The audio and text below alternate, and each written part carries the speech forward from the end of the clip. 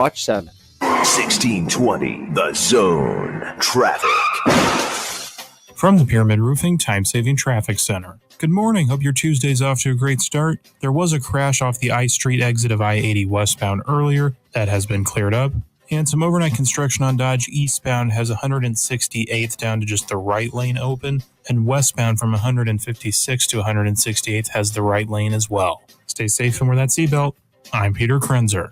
This time-saving traffic was brought to you by Romeo's Mexican Food and Pizza. Enjoy Romeo's Grande Pizza and Taco Combo. 1 large 2-topping pizza, 4 soft-shell tacos, chips, and queso dip for only $29.99. Only at Romeo's. Carry out only. Romeo's Mexican Food and Pizza. Not your typical restaurant. Say goodbye to summer and hello to cash loans. Let's face it, your personal banker probably won't loan you thousands of dollars today, but Saul's Jewelry and Loan will. Simply bring in your boat, camper, RV, jet ski, ATV, motorcycle, even your beautiful convertible, along with a clear title. And Saul's will loan you up to $50,000. No credit check, no hassle, and more importantly, no worries. Saul's indoor storage facility is so clean and secure, you can store your precious Harley-Davidson for the winter and pick it up next spring. So if you need a quick cash loan, Saul's is here to help. Saul's Jewelry and Loan with 5 metro locations. Here's today's Husker Max Practice Report, brought to you by Tickets for Less on 1180 and 1620 The Zone. Nebraska hits the off week at 5-1. Coach Matt Rule assesses his team halfway through the season. Yeah, well, I didn't set any goals out. I literally mean that. I just want to be relevant, and so I think releases were relevant. I still wake up at night upset we lost to Illinois. It's the God's truth. After we win, I'm happy for 20 minutes, and I'm like, okay, let's get ready for what's next. I'm proud of our players, though. That's the important message. I'm proud of the work. I'm proud of the lack of distractions. I'm proud of the selflessness. I'm proud of the growth. I'm proud of I'm not sad about it, but we lose Teddy, then we lose Turner, and now Gunner's out there and he's battling, right? We lose Tommy, who's one of the top players in the country, and all of a sudden Sierra's battling. I'm proud of Marquise Buford. Just every week just cut. So I'm proud of a lot of those things. For The Zone, I'm Nate Rohr. The Husker Max Practice Report, brought to you by Tickets for Less on 1180 and 1620 The Zone. Attention all you Husker football fans. This season, get ready to cheer on your Huskers like never before. Tickets for Less is offering an exclusive deal that will have you jumping out of your seat. Use promo code The Zone and save big on Husker tickets for every game. Whether it's a crucial Big Ten matchup or an exciting out-of-market game, Tickets for Less has you covered. Don't miss any moment of Husker football. Visit ticketsforless.com today, use promo code The Zone, and secure your seat to see the Huskers this season. Join the movement to end breast cancer as we know it for everyone. When supporting the American Cancer Society making strides against breast cancer, you're helping save lives through groundbreaking research and patient support. Join the movement today at makingstrideswalk.org/Nebraska. Hi, I'm Mike Ham with NFL Network Now on the Westwood One Radio Network. Week 5 wrapped up Monday night with the Chiefs improving to 5-0 after defeating the Saints 26-13. Derek Carr left the game in the fourth quarter with an oblique injury, while Patrick Mahomes, he threw for 331 yards, and Kareem Hunt added 102 yards on the ground. Staying in Kansas City, NFL Network insider Ian Rappaport is reporting that Rashee Rice will undergo surgery to repair an LCL injury in his right leg and is expected to miss the remainder of the season. In Houston, D'Amico Ryan told reporters on Monday that Nico Collins is considered week to week after suffering a hamstring injury during the Texans' win over the Bills on Sunday. The Colts head coach Shane Steichen has confirmed that Anthony Richardson will remain the Colts starting quarterback when the second-year star returns from that oblique injury that he sustained in Week 4 against the Steelers. This has been NFL Network Now on the Westwood One Radio Network. All right, when it comes to getting life insurance for your family, a lot of excuses can get in the way. But ask yourself this: if something were to happen to me, who would pay the mortgage, the kids' education, and the other bills? Then forget the excuses and check out Ethos Life, the online, easy way to get life insurance in 10 minutes. Ethos has rates that you can afford, like a $500,000 policy for a 40-year-old male starting at $1 a day or $30 a month with a few health questions and no medical exam. Get your free quote right now at checkethos.com. That's checkethos.com. Not available in all states. Rates do vary. All right, gentlemen, this is Emmett Smith on behalf of Depend, and I've got the perfect play. Run straight to your doctor's office for a life-changing catch, because when prostate cancer is caught early, it's up to 99% treatable, and one blood test might be all it takes. And now through November, Depend is donating to the Prostate Cancer Foundation for select purchases. Talk about a great play. From September 1st to November 30th, Depend is donating 40 cents to the Prostate Cancer Foundation for Depend Shield Guards Real Fit products purchased in the U.S. up to a maximum of $300,000 void in Mississippi. Paul's new drone startup just lost its most genius computer scientist. We just lost our best genius to some new genius who's got a genius new idea. I'm going to have to find a new genius or two half geniuses and fast. He needs a computer scientist that can keep his startup from falling down. I need Indeed. Indeed you do. When you sponsor a job on Indeed, it's easier for talented candidates to find it, which makes it easier for you to hire them. Visit Indeed.com/credit and get $75 towards your first sponsored job. Terms and conditions apply. When you shop local, you help strengthen our community.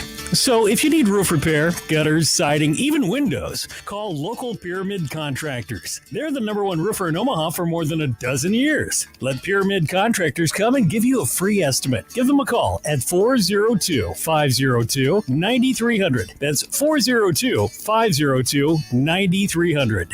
Or visit them online at PyramidRoof.com. Never settle for less. Roofing, siding, and gutters. Make the right call with the rooferees at John Higgins Weather Guard. 1620 The Zone. 2-2. Sweeney takes off. Fly ball right field. This one's deep. Going back is Brennan. He's looking up. And it's gone! Oh, man! Kerry Carpenter with 2 outs in the 9th. A 3-run bomb, and the Tigers take the lead 3-0. I think we've been a very physical team. We have a long way to go, to be the team that we want to be. And then culture of execution, the penalties, I think like going into last game, we were 124 out of 134 in terms of most penalized teams. On the flip side, though, if you look at our games, we've had 47 penalties thrown against us. We've had 47 penalties thrown against our opponent. So they've been highly, highly penalty-filled games, if that makes sense. So it's not like, we're just getting destroyed by, we have 11 and they have 3, right? But that's something I'd like to see us improve. I mean, I've talked a lot to the guys about improving.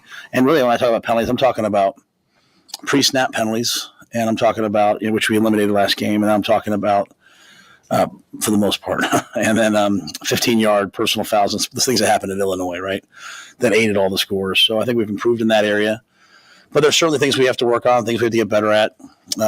We know that, so special teams, special teams is kind of a tale of two things, right? You have in the last 2 games, 5 or 6 balls put down inside the 10, punts down, that land inside the 10. I mean, you fake a field goal, you tackle them on a fake punt. So we fake a punt, they fake a field goal, we stop them. But then you have, 2 blocked field goals the week before. Obviously, you have 2 blocked punts. To ever have 2 blocked punts and not lose the game is almost impossible. Live from 50th and Capitol Avenue in the Big O. This is Mornings with Sharp and Handley on 1620 The Zone, 1620thezone.com, and 1620 The Zone TV. Now here's Gary, Nick, and Jimmy. You're cooking with gas. Hey, good morning, everybody. Welcome in on a Tuesday. What a day yesterday for the Kansas City sports fan. Mm-hmm. You had the Kansas City Royals are bringing it back to the K, tied at a game apiece, and then the Chiefs last night. Oh, man. What? They won. I know. They covered. They're 5-0. They've only had 11 offensive touchdowns. I go back and forth, but I'm going to have to get used to being the New England Patriots of the modern day, the way we win football games. But what a day for a Kansas City sports fan. I mean, you also had a game in which there was a thick pick six. There was a very thick pick. Wow. I think add that to the Urban Meyer stat of if you get a punt blocked, you're going to win the game 90% of the time. If you give up a pick six, you should automatically lose. But what a day for the Kansas City sports fan. This is good. This should be a good day to be bumping around KC. Stop. Have some barbecue. Little Andy's custard. Probably Get some best. sun on the plaza. Go see Taylor. They didn't have the game time as Detroit and Cleveland did, because then you would have went from euphoric drinking in the afternoon to euphoric evening drinking. The Tuesday would have been one of the more unproductive days in the Kansas City area. Here's all got to go in one. Here's the day for the Kansas City sports fan. Is not only do you have the Royals win, so there's at least 2 games back at the K. Mm-hmm. Then you have the Chiefs, who are 5-0 going into a bye week. So people that root for both can focus just on the Royals. And Mahomes can be there. Mahomes will be there. Yeah. Partial owner of the Kansas City Royals. And said the K is going to be just rocking. like he owns the AFC West. He owns the Kansas City Royals. But you had yesterday both of those franchises winning. Mahomes doesn't have a touchdown. Yep. Bobby Witt Jr. doesn't have a base hit. Yeah. And they won. There must be something about this year in Kansas City, Missouri. Sorry, people in Kansas, because they're in Missouri. They still claim it, though. Yeah, I mean, they claim a lot of people in franchise. Kansas City, Missouri don't claim Kansas City, Kansas. Some parts are much different than not all Kansas Cities are created equal. But if you ask some of the national people, they think that Kansas City is just Kansas City. So if I would have told you that Kansas City will have the clean sweep yesterday, but Mahomes and Witt will have 0 touchdown passes, 0 hits, would you have said, you crazy? Bobby Witt Jr. is struggling. So maybe there I'd be like, okay. Till he gets home. But I thought Patrick Mahomes. Now, Mahomes threw for 331. Yeah. And they had some red zone issues. But yeah, no, that's just an oddity that, the Chiefs can win without Mahomes throwing a touchdown pass, and that the Royals can find a way to win when Bobby's bat isn't going, but his glove was good. I got a question about one of the stats I saw last night. Give it to me. The air completion average per catch in the air was 3.7, his lowest ever. How is that possible? I mean, did they throw that many screen passes? They did, because it didn't feel like it. They did throw a lot. That seems it really felt like low. it was. Yes, it was. I thought that was very low. They did go downfield. I mean, Kelsey played pretty well last night. He did some dirty work to allow the other wide receivers. I don't know about that. Yeah, there was 3.7 yards. It said his lowest ever, and I remember in that game thinking, well, it wasn't like they threw an abundance of maybe swing because passes. they have some leaky offensive line protection. He had to drop way back. Well, okay, Yeah. all right. Yeah. Now the best play of the game, though, where we still got to remember how gifted 15 is. Well, the scramble for the first down, which they ended up reviewing and giving him first down. The one he uncorked to Xavier Worthy that ended up being a PI. Holy hell! That's my quarterback.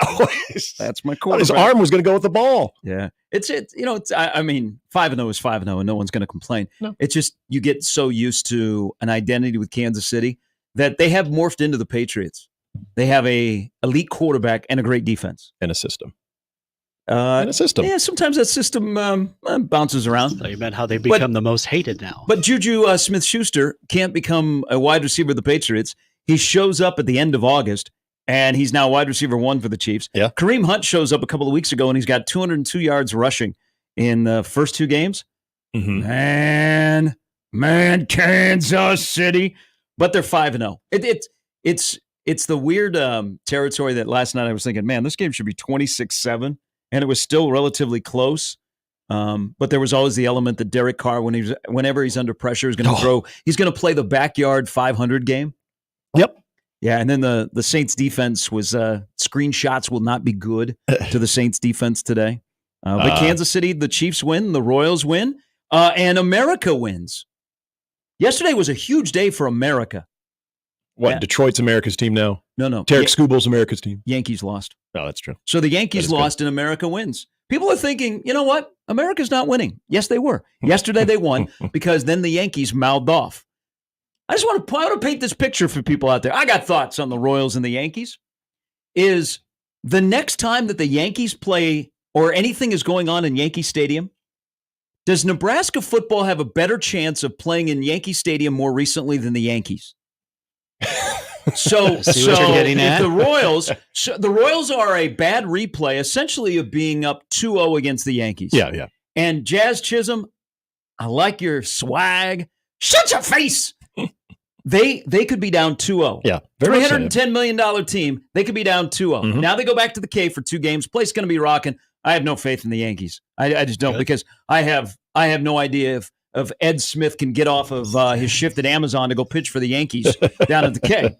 But so let's say the Royals pull it off and they win the next 2 games at home. I'm excited for this part. The next event would be the Pinstripe Bowl at Yankee Stadium. Yep. And Nebraska-Syracuse will be playing there on December 28th. Oh, give some respect to Nebraska. Come on. Why don't you want to go to New York City for Christmas? It's I very can nice. give you several reasons why I would not. Well, want to I go. mean, I'm going low. It's the holidays. I'm going low. I like to go low. Some go high. I like to go low. There's a big so tree. all you can there go is could- up. Yeah, so there could. Yeah, I mean, why Vegas, Arizona. Hey, why shoot for the stars? You know, Set the bar low. Yeah. So you're always over it. Okay. yeah. Why shoot for the stars when you can just climb a tree? You know what's sad about that though? If you're budgeting for such Let a me write place, that down. it's actually going to be much more of an expensive trip to go to the Pinstripe Bowl than it probably would to go to Arizona or to Vegas. I can beg to differ on Arizona. Staying I have in the New bank York? statements to prove it. I'm just saying, staying in New York. Ain't going to be cheap to fly to Florida during That too. Season, during the holidays. Yeah, get in the car. Especially Orlando. Get in the Wagon Queen family truckster and drive. New York, I'm You don't vibing drive with that, you. man. Let's go. That 26-hour drive just about took me out. It's the holiday break. What else you got to do? Yeah, that's what I want to do is hop in a car for 26 hours with a bunch of kids going to the parks in Florida. You've got private jet access. Talk to somebody. Hop on a plane. But the Nebraska football could play That's true. in Yankee Stadium sooner than the Yankees could. Take over New York. Shout out to Red. Salvi, by the way, because I'm glad Rodon has gotten rid of the mustache. When he had that, it just bothered me. But the whole sticking the tongue out and then Salvi just getting it right back on the home run. And then how about George Brett? Yeah, how about was he on one? Well, he was shirtless at the end of the night. Hey, but give him credit, man. He was on one. He's in his 60s and he looks like that. We got one. Yeah. We got one. Yeah, he was celebrating in the suite without his shirt on. He was like a big fan of the Royals Who and the was- Chiefs winning last night. Covered in Was that his pine tar. daughter? Who was next to him? That was his his wife. wife. That's his wife? Yeah, that's his wife. Good Lord. Good for George. Yeah, I saw some clowns on Twitter was like, "Oh man, has he got a side piece in New York?" I didn't It's realize his that was friggin' his wife. Yeah. She somehow aged in reverse. She looks like she's like young- Belichick's girlfriend's she's age. younger than him. Well, yeah, obviously. But they have kids. Their kids are late 20s. Yeah. I mean, George was a late bloomer when it comes to Adulting. settling down Yeah. and putting a family together. Hey, I know how George it is. inspired the Jeters of the world, the Handleys of the world. Yeah, you were the equivalent of, in a much lesser extent, the George Brett of Omaha. Yeah. There we go. I like that. The George Brett of Omaha. I was on one again during the Cleveland game, just like George was too. Yeah. So That sounds like a poll question. emotions started running hot in the fifth. Yeah, so he had a good night last night. The Royals had a good night, and no, I'm here to declare that this series is over. I think going back to the K, the Yankees are toothless. First of all, they're running their gums. They are. They have no idea who is going to pitch. Rodon looked really good in the first inning, but you know what? My dad once told me, and my dad was a longtime baseball guy in professional baseball. He said, "Son, they play 9 innings," and I've always That's accurate. That's facts. I've always remembered that. Yeah, there's a facts. And so Rodon was great in the first inning. He threw 12 pitches, 10 of them were strikes, struck out the side. He was smacking his gums. Yep. You know what? I liked it. We got the 80s Royals Yankee hate coming back. And then to top it off, the older version of Robinson Cano is coming to the K tomorrow. And he'll be there for a couple of days. And I hope people let him have it because he was embarrassing last night. Chisholm? Bob Costas. Oh. Bob Costas. I thought Robbie Cano Bob was actually Costas, coming. as a diehard Yankee fan, embarrassed himself last night. His call, and it pains me to say this because Costas is a baseball guy. He is. And we need more Storyteller. play-by-play guys Great that are national guys that love the sport. Yeah. But and I wondered this, and I love Costas when he was much younger. And he was trying to balance being a host and a play-by-play guy, which was not easy, but baseball was his passion, and he was really good at it. I mean, one of the greatest moments that I have in my history of watching baseball, Bob Costas was calling it back in the Ryan Sandberg game. So, Costas kind of bounces in and out on MLB Network, and then he's been added to the postseason coverage. And I didn't listen. I listened more to the radio coming back to the football game Saturday night than I did TV of game one. But I went with the splitter last night, like many people did. And so I'm listening to Costas, and I'm thinking early on in that game, man, when did he become so boring? Oh, he's awful. That part of it is so boring. Man. But then as the game goes on, and every friggin' ball. So if you're not, if you're not watching a Costas game or like a game at Yankee Stadium, You're not watching it, but you have the sound on. You would think that every ball that is hit in the air is going to land in New Jersey, okay? Because he makes it sound like there, and the crowd reacts to a fly ball. Right. So I'm thinking, geez, Costas is struggling tonight. And I kind of like Ron Darling. And then TBS's angles and the directing and the switching was all over the map. And maybe you had the freezing that you had earlier in the day. And then as the game went along, I'm paying more attention to Costas. And I'm like, you're not like boring, bro. And I hate to say this because he's a legend. Yeah. And he's a baseball guy. But he committed one of the most embarrassing acts on the Stanton ground ball that ended up as a double play. I didn't hear the audio on this one. He says, first of all, he says, could it be 2? And I'm like, do you not know who's running? The thick pick 6 last night, he's running faster than Stanton does these days. Could it be 2? What are you? And then he says it's not his fault. What? Yeah, it's Jimmy. What? Find that clip. What? It was embarrassing last night, and so Royal fan, which is dialed in, and they're loving what they're seeing. And it's weird because the Royals only had to score 4 runs to win that game last night. It's not like they scored 8. They only had to score 4, and they scored them all in the same inning. Is when he shows up at the new game 3 and 4, I hope he gets the Robinson. Okay. I hope that they introduce him before the game. He'll be up in the booth and be doing the broadcast tonight. Fans, just remember we are on national TV. Let's welcome Bob Costas and Ron Darling, and I hope the fans give it to him because that was not good last night. We're talking about on the Stanton? Yeah, the Stanton ground ball that is a double play. Just listen to this. I don't even think Michael Kay or John Sterling would be this sad.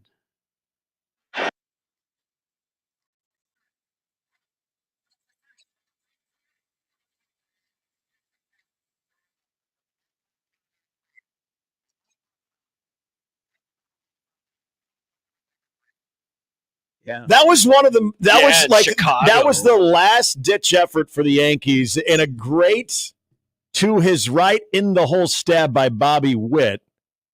The hell was that? Yep. Wow. Yep.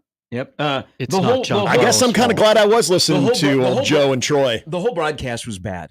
Like the directing, the shots, the switching, just show me the friggin' game. You didn't please. like missing Salvy's homer because they were getting cute? Well, so, okay, you brought up the freeze, though. So you had that as well yesterday during the Cleveland-Detroit game? I actually thought it was We had to move over to True. Yes, we thought it was our setup, too. I thought it was my Cox. I'm glad it wasn't your Cox. It was not my Cox.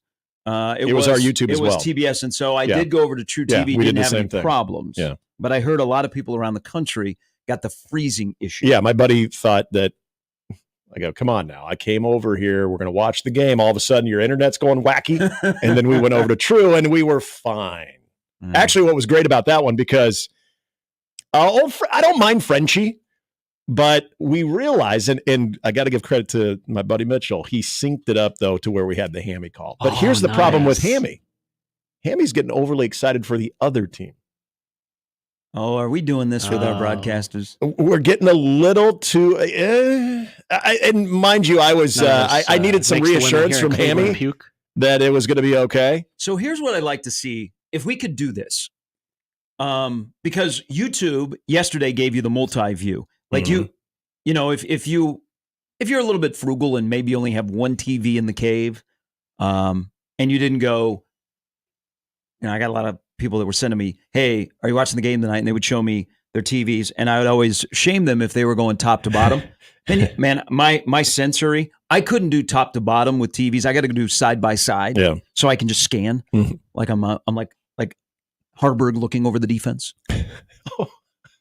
Harberg, I'm triggered on that one. Good pull, man. I am triggered on. He's got to play more. I can't wait because he joins us in an hour. Oh, Heinrich does? No, Sam McKewon. Yeah. Sam, come on, bro. Sam at least phrased it though. People ask me. Sam was being a sounding board of the people. Facebook. Well, he's if you got questions, let me know. I'll ask them. Yeah. So I like the side to side. I can't go top to bottom. Yeah. But in your case, and Tom Hamilton is fantastic, and I did hear his. I heard both radio calls. The Carpenter home run is. YouTube has given you the multi-view, and they gave you the baseball and the football last night, which was great, and I love it. I wonder if the next thing to do is to be able to sync it with the local radio broadcast. Yeah. I'm a big fan of this. I would like to see in the wild card series, they use the local broadcasters. Mm-hmm.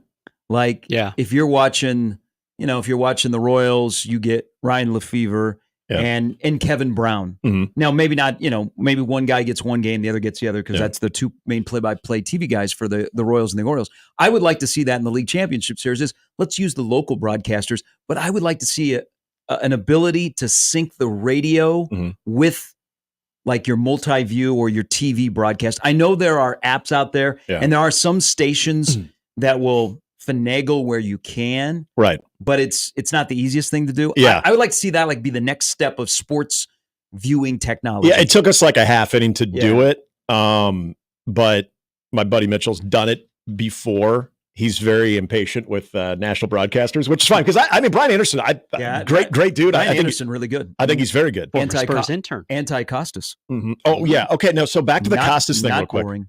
So when you said, I thought maybe because there's two things that Bob Costas is known for here lately as being pro New York when it comes to calling a series, but also just boring. So 2022, I had the best of both worlds. I had Cleveland, who beat Tampa Bay.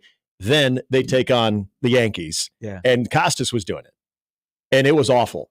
And it wasn't because it was just, okay, how many stories can we fit in? Which any other time listening to Bob Costas wax poetic about the sport of baseball, I'm cool with, not during the broadcast. And then it all comes back to New York baseball history, which, again, I'm not here to be the conspiracy theorist of, you hate my team. But it's hard not to think most of his knowledge when he wants to talk baseball comes back to the Yankee organization. You know who he talked about more last night? Mickey Mantle. No. Which he did the eulogy at Mickey Mantle's wedding, and it was great. It was very good. Again, this pains me because Costas is one of the rare national. He's a great baseball storyteller. He's a baseball guy. Yes, he is. Most guys are like, hey, I'm football and baseball. Well, Costas he quit football. is strictly a baseball guy. And also, he gave the great opening to the Nebraska-Miami Orange Bowl. Oh, yes, very true. In 94, yes. Or I guess technically it was 1995, but 94 season. He didn't, other than Aaron Judge, unanimous MVP, he could have been talking about Judge and Bobby Witt Jr., Mickey Mantle, of course, all of the great Yankees. All the great Royals. I mean, where was he going to slip in a Brett Gardner? Okay. When he's going to go with a Aroldis Chapman. One of the greatest guys who is probably now in the slow pitch men's softball circuit right now. When was he going to talk about DJ LeMahieu? The player that he talked about the most last night, George Brett. Okay. Well, that's good then. But Brett wasn't playing. Yeah. There were some young stars that were on the field, but I think Brett got more mentions than Bobby Witt, than anybody else in that game. It doesn't surprise me. It doesn't surprise me. And this reaffirms my decision to listen to the sound of Monday Night Football and not the rest of that game. Because it's not his fault. That was awful. Quit blaming Stanton, everybody. It's not his fault. Just give Bobby Witt Jr. his flowers on the play, and considering the situation of that game, of really the last opportunity for the Yankees to even do anything in that game. And that's the call you get? Come on, man. But when he says, can they turn to? I could leave my house in Omaha and run to first base, and I might beat Stanton. It could be too. But it's not his fault. I get it. But there was legitimate disappointment as they complete the double play. The 6-4, when it got to the 3, you could tell it was like, embarrassing. It was embarrassing. It's not his fault. All right. Welcome in, everybody. Good morning on a Tuesday, going up on a Tuesday. Sam McKewon will join us at 7:30. I'm just picking on Sam here. He asked the question that was posed to him.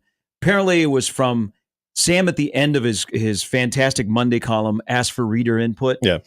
And somebody on Facebook asked about Harberg. And so that was the question that was asked. And that led to Matt Rule saying what he said, which, thank you for a bye week. We got good answer. That'll be a segment to talk about Harberg. I'm not poo-pooing it. I'm just, there's elements of what they've tried to do with him in the first 6 games that I wonder what the end goal is when he comes on the field. So, well, that among other things that we'll talk about with Sam when he joins us at 7:30. Brian Christopherson stops by at 9. That's the lineup brought to you by the Rooferees at John Higgins Weather Guard. Rick is right. You kind of had the KMOX alums last night doing games going head to head. Yeah, with Joe Buck, and then you had Bob Costas. Yeah, the product in Kansas City was better. I still think the best thing on television last night, I'm not going to say Costas, and I'm okay with Buck and Aikman. I'm fine with them.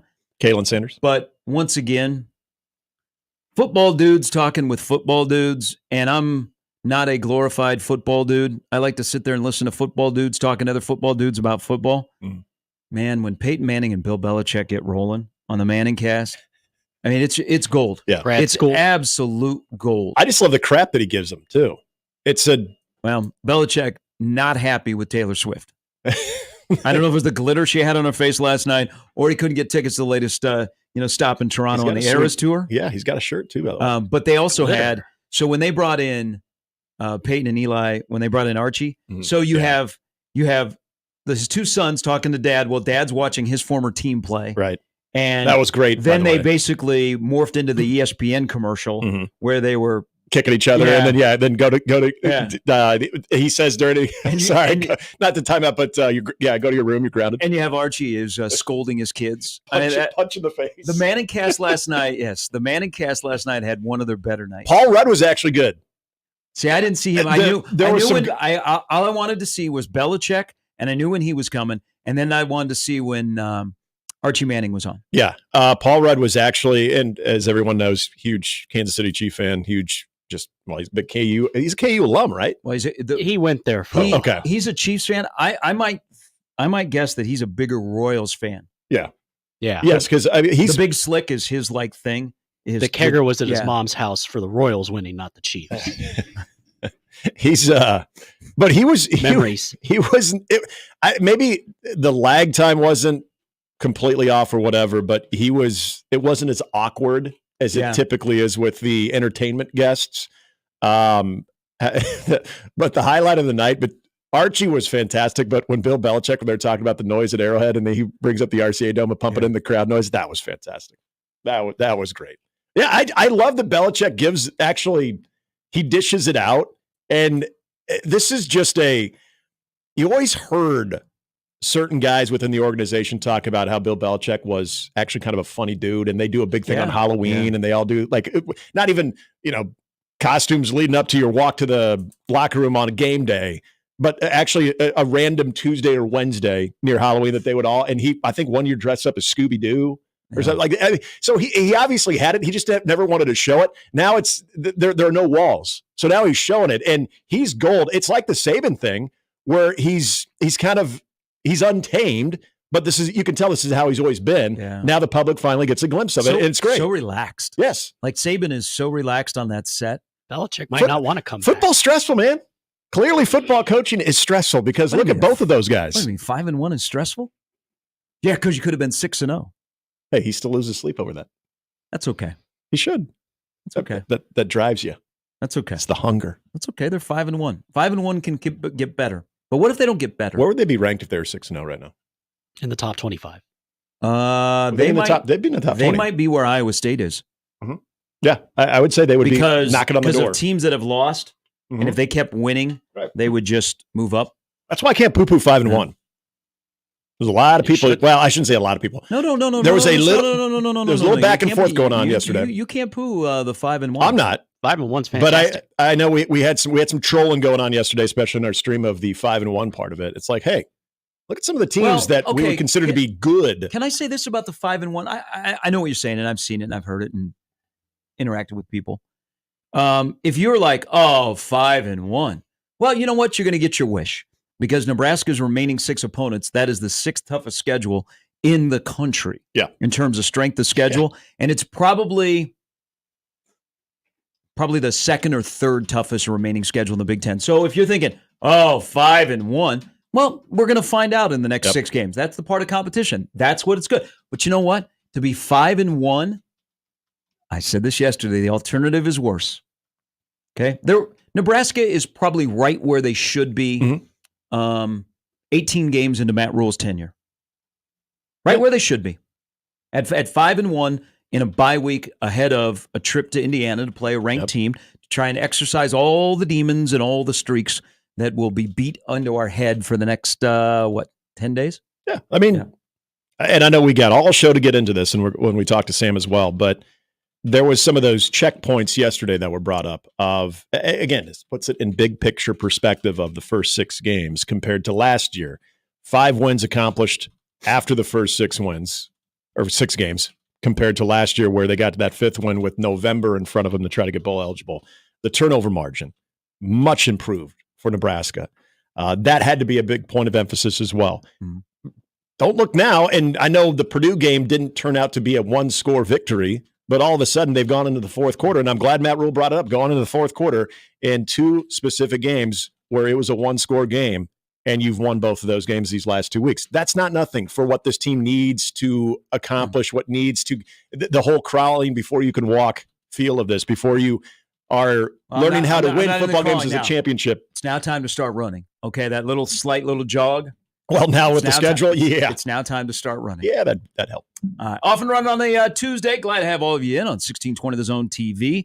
We got a winner in the 1620 The Zone Pick'em. From our show. Yeah, but we will tell you coming up at 8 o'clock. Almost had perfection. But, it happens. We did not. It's Mornings with Sharp and Handley on 1620 The Zone.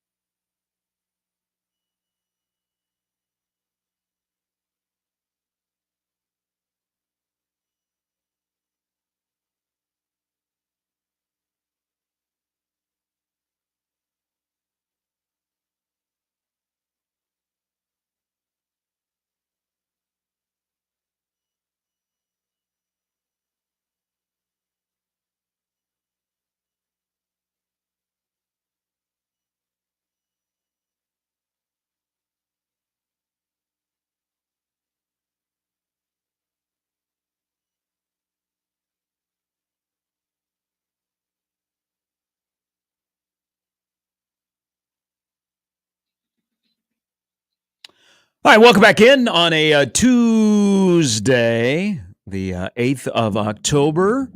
Good to see everybody here. Everybody doing well? All right. We had a little baseball last night. I was worried about you. Yeah. You had a Jose Mesa 1997 moment. Even brought him up when we were watching. Really? Yeah. I think that's what you did. That's what you had. Although I almost feel bad because Class A, there was something about when he was coming out of the bullpen, they had that majestic shot of the sun setting right perfectly. And he's the modern day Mariano Rivera. Yeah, that's why it's so shocking to see Carpenter hit that 3-run homer. It's a great game. When you're throwing a 92-mile-an-hour slider and then complemented by a 100-mile-an-hour fastball, it's kind of unfair. But you think Carpenter being familiar with Class A helped? Yeah, and Carpenter also. So this sounds crazy because you're good on good in this situation. 2 outs. First 2 pitches, though, outer half, decent pitches, but outer half, intentional walk situation of you're not going to get anything that he can really put a barrel on.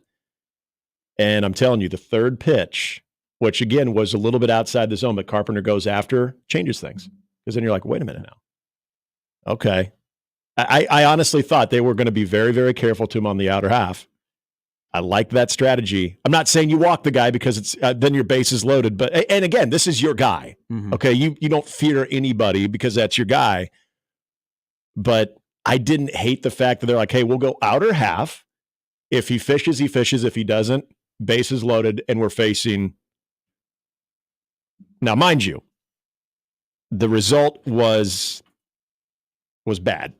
But if you look at what you had in the lineup, there's maybe 3 guys in that lineup that you're probably thinking, the gritty kitties are not loaded 1 through 9. And Veerling had he got a hit after that home run, but he had one earlier, but it wasn't on Class A. Carpenter, given Carpenter's success, familiarity as well, but also if you're asking me who'd you rather face in that situation, I'd rather face Veerling than Carpenter. And so, are you walking a guy to load the bases in a scoreless game to face your 2-hole hitter? Or 3-hole hitter? Or are you rolling your best against one of their better hitters? That was an interesting inning because Rogers and Sweeney should get credit for keeping that inning alive. Yep. Mm-hmm. I mean, they had really good at-bats for a team that, up until that point, runners in scoring position, they had done absolutely nothing. No. Did you say last week $18 million? That's their payroll? Yeah. Josh Hader makes more in a year than the Tigers' payroll. And he watched the game like me yesterday on TV. Royal, this is coming from the Twins' perspective. The Royals and the Tigers got to be careful with the success. They'll have owners that will cut their payroll. You don't want to win too much. That's true. Know. Just warning you. Mm-hmm. All of a sudden, you got to start paying dudes. It was a great game for a general baseball fan. I'm sorry. Yeah, and honestly, and every series is 1-1. Everything that I was hoping for as far as how that game went. They got Scooble out and it's still a scoreless game. You can't ask for more, especially with the bullpen that Cleveland has, and you turn it over to Class A. Cleveland had their opportunities too. That double play in the 6th was killer for Cleveland. But felt like, okay, if they're able to keep Detroit off the scoreboard and they get Scooble out of there, I like their shot. I like their chances. I like your shot still in this series. I mean, you can't predict baseball. That's the beauty of it. But all 4 series are 1-1. Never happened before. Yeah. So maybe that'll help baseball get some momentum now that National League play tonight where the fans and the players hate each other. So that should be fun. I'm excited. Hey, would you guys be surprised if the bench is cleared at any point in San Diego between the Padres and the Dodgers? No. It's just doing the first inning. What is going on with Roberts and Machado? Yeah. Like they are throwing barbs at each other. Yeah. I mean, there was a baseball that was thrown near Manny Machado. Yep. But they're going at each other. So because it'll be the electric factory will be rocking and it'll be beat L.A., beat L.A. I mean, there are going to be tensions are going to be high. Ohtani will probably go to Dongtown for a bit because he has success against Michael King, who's pitching today. But I mean, there could be the emotions are pretty high. Yeah. I wouldn't be an opposing fan going to either one of those ballparks. Right. I mean, I'd rather watch a ball game than die. I'm a lover of baseball, not a fighter for the game of baseball. But isn't LA going to be okay? I've never been to either ballpark. Mm-hmm. I've heard some. You got to go to Petco. I mean, both ballparks are great, but Petco is a gem. I've heard awful stories, though, about In June, the opposing teams going to L.A., especially if you're the Giants or the Padres. I heard this story just the other day. A father and maybe like his 5-year-old son, I remember, had to get removed from the outfield at Dodger Stadium because they were wearing Giants gear and because the fans are actually pouring crap on them and stuff. It's not just like simple razzing and everything. Like like security's pulling them out because they can't protect them. Giants fan almost died in their parking lot. Yeah. Yep. I mean, there have been deaths there too. So you know how the balls being thrown at the Padre players started. Right. Profar, who, he pimped it and he sold the robbing of the home run. Good on him.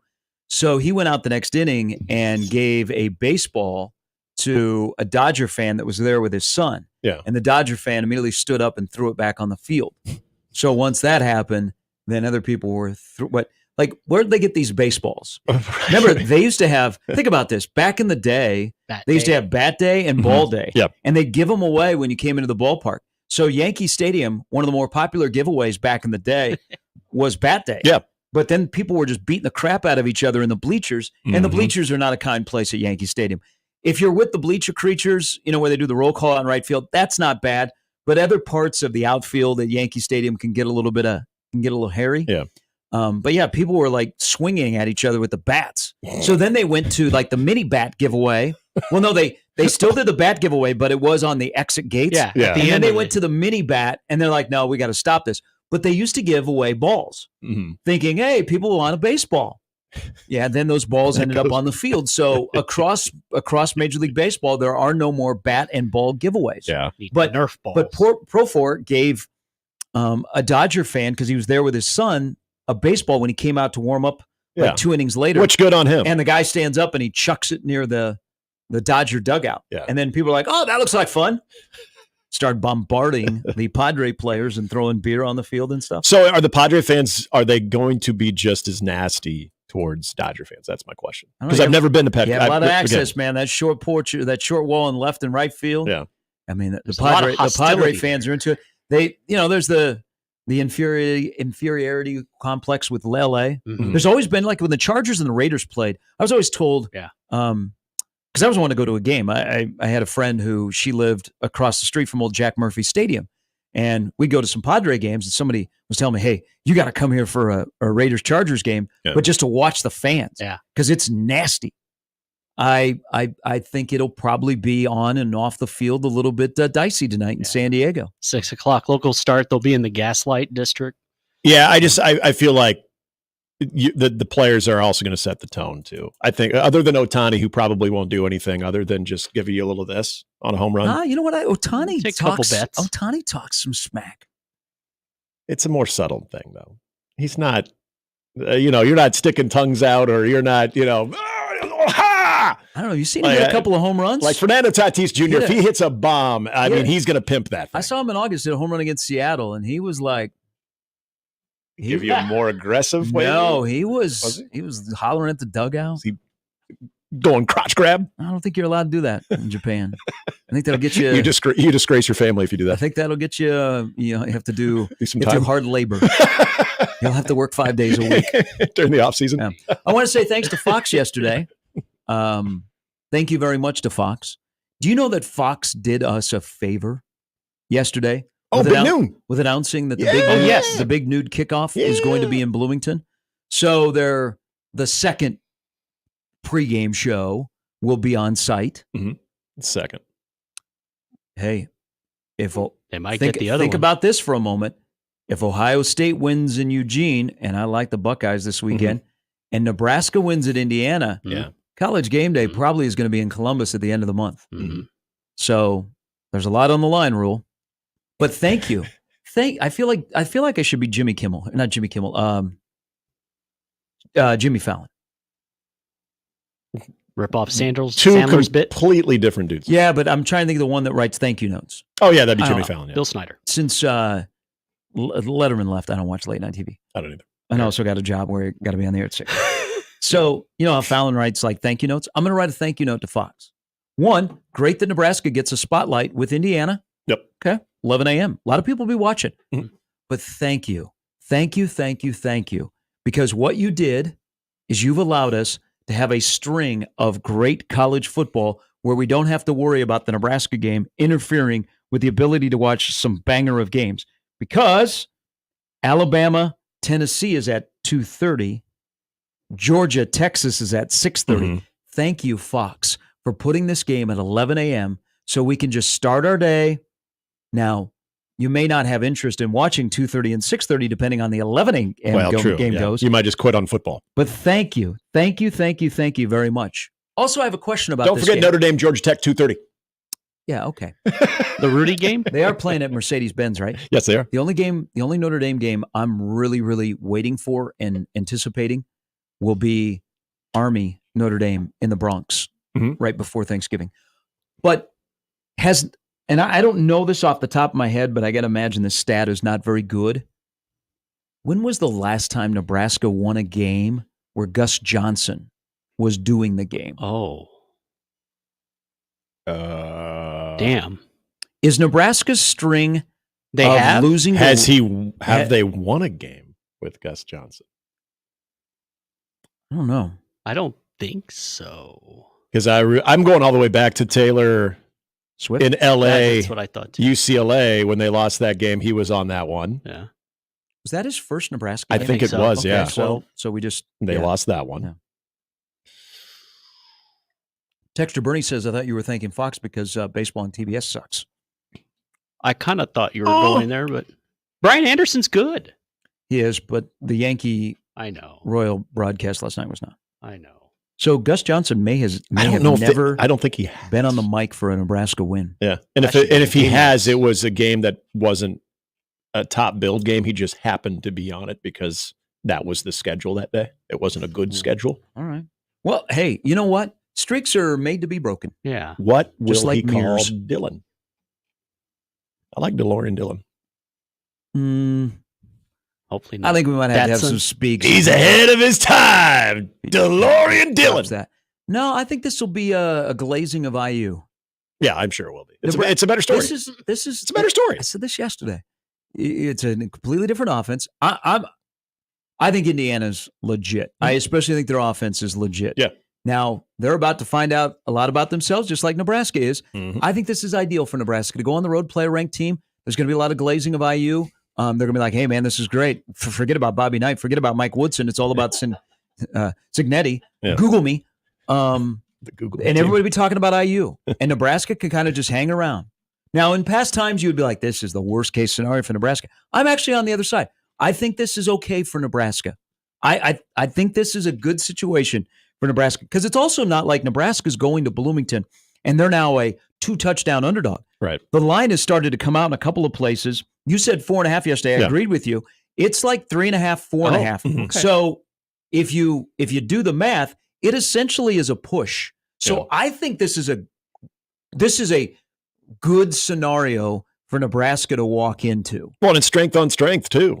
Right. There's a lot of good things about this game as far as its intrigue of what Indiana at this point has shown that they can do very, very well and what Nebraska's based off right now. And that is very good defense. Something's got to give. Two guys mid-season that probably if you had a vote, they'd finish 1-2 in the coach of the year. Yep. And the guy from IU who tells people to Google him. And the guy from Nebraska that says, you know what, we need to be more physical. Yeah. That's boring. But thank you to Fox because we get 11, 2:30, 6:30. You did not ruin our day.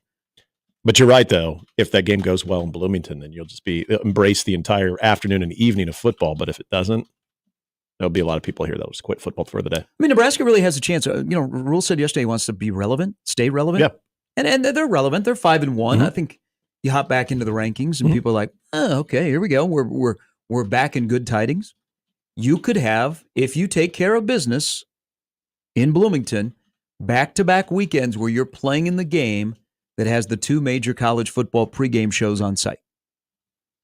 That's relevance. Especially because game day is in Eugene, right? For Ohio State, Oregon. Yes. Ohio State has next week off. Mm-hmm. I mean, there's two major brands. When Nebraska and Ohio State have played, people put some eyeballs on it. Just saying. But thank you. Thank you, Fox, for not ruining our day next Saturday. It is gonna. You're right, though. It is gonna be in Indiana. That had kind of a cost. That's okay. I like the word glazing, but yeah, it'll be the love fest for sure. Yeah. And I'm with you though. That's fine. I'd rather it not be about, hey, look, Nebraska's back. They're going to be pulling every Hoosier out of the woodwork to come and talk about the greatness of IU football. Calbert Cheney will be there. Antoine Randall L. Hell yes. Mm-hmm. I mean, they'll get Michael Penix. Oh wait, they will be. Yeah, they'll be talking about that. Bill I Mallory's thought he was still with. alive. I thought he ended with Washington. Well, did you remember that 2020 season? What was the movie that was filmed at IU? The bicycle movie, Breaking Away. Breaking Away. They will probably have guests from Breaking Away. Dennis Where are Quaid, they now? Daniel Stern. Hell yes. I'm going all in. It's on good. this. It's good. I would look at it as, hey, this is great. Kyle Pete Bell, Schwarber. People will talk about us, but they won't really talk about Ricky us. That's Rowe. fine. That's fine. I bet Kyle Schwarber will be there. He'll probably still be playing. Yeah, maybe. Probably. I think they'll still be playing. Yeah. Just he'll be there in spirit. They're gonna lose. He'll have a cameo message for Big Noon. No, okay. Force people. Is he to not watch, that big? Hey, force people to watch Big Nude Kickoff. People aren't watching Big Nude Kickoff.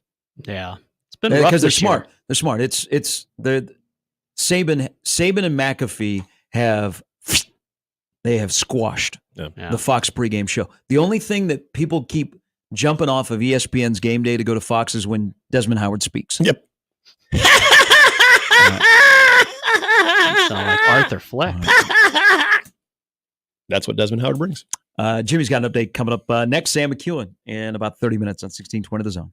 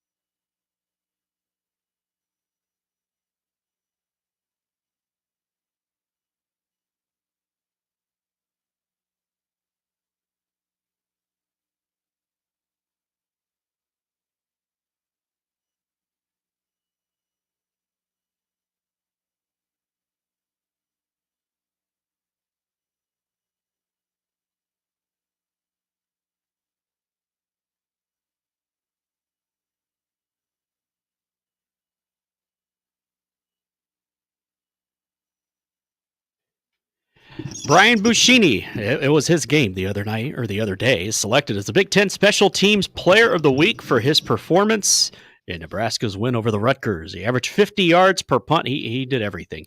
Pair of 60-yarders.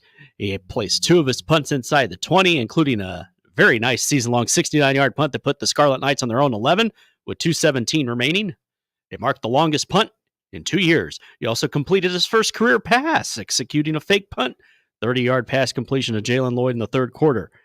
It's good stuff. Nebraska volleyball's Rebecca Alec named Big Ten Co-Defensive Player of the Week yesterday. It's the second time she's received the honor this season after also being named Big Ten Defensive Player of the Week on September 2nd. She averaged 2 blocks per set to go along with 2.17 kills per set on 455 hitting in Nebraska's sweeps of Illinois and Iowa last week. Following a week that saw top 10 teams in the nation go combined 19-0, Creighton volleyball holds on to its best ranking in program history. They still come in at number 6 in the top 25 coaches poll, the 26th time overall that Creighton has been ranked in the top 10 and 5th consecutive week this season. They're really good. This is the 13th straight campaign that Creighton has spent at least 1 week in the top 25. No surprise if you're paying attention. Baseball was good yesterday, at least I thought. The Tigers get a 3-run homer in the ninth to win 3-0 to even up their series with Cleveland. Royals beat the Yankees 4-2. Gary says it's over. Gets my hopes up. Series comes back home to Kansas City. Yes. It's over. Yes. Jazz Chisholm, who has not been in pinstripes long enough to smack his gums, $310 million payroll, and you're toothless. Okay? I have no idea who's pitching for you. Pitched 8 guys yesterday. I can't believe that you can't find more than one ace. It's over. You talk the smack. You're not the Yankees. The Royals aren't intimidated. You're about to feel what the K is about. Seth Lugo, who went 7 and struck out 10 in the Bronx recently. It's over. Then Aaron Boone will be looking for a new job. Royals are going to be in the ALCS. I know you're not supposed to touch the money, but the Yankees got me triggered. It's not just Costas. Judge, by the way, 178 postseason at-bats, 70 strikeouts. Yeah. He's hitting .208. You know what? That's great for Mr. May. It's over. It's over. You know what? It's over. It's over. There needs to be a Mr. May. Okay, I like that. You got Mr. October, Mr. November, and Derek Jeter. You got Mr. May. They got him covered. All Everyone has their role. It's not Aaron Judge's fault. It's okay. It's not his. Oh, could be too. Oh, it's not his fault. The field impacts Judge in the postseason because it gets longer. The air gets Such cooler. a face, Yankees. You deserve what you're about to get. Now, don't let me down, Royals, or I'm going to take it out on Happer. That's a likely suspect right there. I like that. He's like, wait, what did I do? Might be exactly what he says. All right. Series comes back home to Kansas City tomorrow. Bring your own ribs. I wish I could go. The city's football team defeated the Noble Warriors from New Orleans last night, 26-13 in the Hank Stram Bowl. They're 5-0. They'll never lose again. They're good. Travis Kelce, he's not washed up. He was okay. Texas football coach Steve Sarkisian said yesterday that Quinn Ewers is trending towards a return against Oklahoma in what should still be known as the Red River Shootout at the Cotton Bowl. They call it rivalry now. Whatever. Texans know what it is. It's Allstate, right? That a must-win for Steve I Sarkisian. think so. Yeah, it wouldn't go over well. Brent Venables should wear the old Barry Switzer hat that said "Beat Texas." Yeah, with the polo and even has Switzer on it. Ewers hasn't played since September 14th against my beloved UTSA Roadrunners, and he's missed Texas's last 2 games against Louisiana Monroe and Mississippi State with an abdominal strain. Arch Manning replaced Ewers versus the Roadrunners and then led the top-ranked Cows to 3 consecutive wins. Kirby Smart was sad and somewhat muted performance of the home fans in Georgia's 31-13 win over Auburn. Even though there was an announced sellout of just 93,000 at Sanford Stadium, Smart felt fans were not loud enough. Some fans even left early.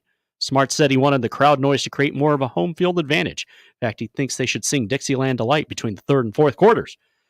The Southeastern Conference has fined Vanderbilt and Arkansas after their fans stormed the field to have fun following upset wins on Saturday.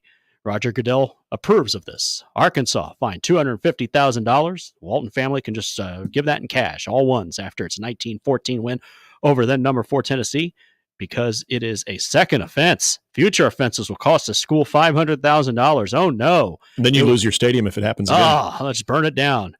If you've ever been to that stadium, it's really nice. It was Arkansas's first home win over a top 5 opponent since beating number 3 Tennessee in 1999. People forget because it was a long time ago. Vanderbilt, a first-time offender, was fined $100,000 after its 40-35 win over then number 1 Alabama. It was school's first win over a number 1 team. Fans tore down a goalpost and dumped it in the Cumberland River, 2.5 miles from the stadium. I approve of this as someone who once helped reverse a goalpost in the Kansas River. Members of the Metro Nashville Fire Department retrieved it from the river to keep it from being a hazard, and Vanderbilt took advantage by setting up an auction to sell pieces of it, and afterwards all the students went home and studied. Finally, the hockey season begins tonight. Get excited. Shout out Bruins Steve. Blues at Kraken at 3:30. 1:30 in Seattle. You know, I could get behind that. Bruins at Field Panthers. trip day. Yeah. Screaming kids.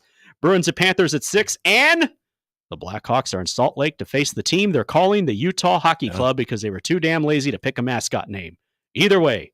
No, they wanted the Connor Bedard bump. Mm-hmm. Casual fan probably has no idea that the NHL is starting tonight. No. But Connor McJesus is my pick. Edmonton will win the cup this year after losing in Florida. And I'm probably swayed by they had an embedded TV crew with the Oilers during the Stanley Cup finals, and they've just started to release some of it. I think it's a Hulu show, Hulu or Netflix. And there's some fantastic stuff, especially surrounding McDavid. But the NHL does start tonight. Yeah. It'll end about the time that football is starting next year. Mm-hmm. So prepare yourself accordingly. That is true. Thanks, Jimmy. We do want to, as we are watching television here in studio, for those of us that have a lot of connections in the state of Florida, and for those listeners that we have in our stream, and we have quite a few here on the morning show, stay safe, Florida. Hurricane Milton is about 560 miles off the coast of the Gulf. It's out in the Gulf of Mexico off the Florida Gulf Coast. It is right now a Category 4. They only go to 5. Some people were talking yesterday because I have to make plans with my property there. That it could get to a 6. It's scary. It's really, really scary. My neighbor, who is one of the rare people that were born in Florida, stayed in Florida. They call him a cracker. And he's gone through a lot of hurricanes in his lifetime. And he said, this one worries me. He told me that yesterday. And I was like, really? I was like, yeah. He goes, this one worries me. Now it looks like it's going to make landfall early Thursday morning, just north of Sarasota, which is south of the Tampa-St. Pete area, if you're not familiar with it. So it looks like it's like going to take dead aim, like at Bradenton. There's a beautiful area where actually a lot of major college football coaches have beach houses in Gasparilla, which looks like that could be right in the line. So they're evacuating people, but the Florida Gulf Coast is right in the direct line of that hurricane. So good luck to everybody. Stay safe. Be smart. I had to convince my pops that, you know what, you're on the other coast, but maybe you ought to be aware. And he's like, did you know that I'm going to? And I'm like, no, you're not. Hey, I ran into so-and-so. He says hi. He's like, I might go to the Mets game. I'm like, that'd be good. I need you to get out of Florida. If they tell you to evacuate, Dad, you're on the other side. Doesn't look like Miami will be, but you need to get out. Yeah. Also, yesterday, I don't care if you're a Chiefs fan or whatever, you're a fan of a particular individual, this is a thing to root for. It was so cool what they did at Kansas City last night at the Chiefs game. Yeah. They had the Sharps down. Yep. So we failed to mention yesterday, we got kind of backed up. Greg Sharp got the Tom Rinaldi treatment. Yes, he did. There is an unbelievable feature on Greg that aired on the Fox pregame show on Saturday. I mean, it was Rinaldi, so you know it was going to be a banger. Absolutely. And more people are hearing about the perseverance and the story of Greg. And then last night, his great friend Mitch Holtis had him down, and then they had the family down. And so they celebrated the Sharps with an extra E at the Chiefs game last night. It was really, really cool for Greg and everything he's going through, and he looked good. Yeah, he does. Yeah, he sounds good too. There's been some setbacks here and there, but they've tried to stay on top of treatment as much as possible. The fact that we're through 6 games and he's only had to sit out for one of those. Just because did a game remotely, but Yep. And the thing that I'm so excited about is, first of all, and by the way, happy belated birthday. He celebrated a birthday on Saturday, which was so awesome. And that also sparked that great preview, or the great story that Tom Rinaldi did on Fox. And also shout out to BTN. They did the one a couple weeks back for the Northern Iowa game. I'm with you. It's one of those things where so many of us know Greg, we know what he's going through. And now there's so many connections that he's made throughout college football and college athletics with a lot of different play-by-play people, like what we saw Purdue in their student section when they had the sign there for him. And of course, we know what they went through with Tyler. What was his name at Purdue? The young Purdue. Yes, young man. So they know one of the gates is actually named after him after he passed away. So you're seeing the Big Ten family, I think, especially when it comes to broadcasting, because there's Greg always told me there was a time, and I think this started with Gary Dolphin, that they used to do a broadcasters golf scramble where they would all get together in the summer. They'd all go out and golf, and a lot of the play-by-play voices for all the various Big Ten teams would get together. They'd golf, they'd have dinner. So it's a tight-knit community, obviously. But now this is going beyond just the Big Ten as well.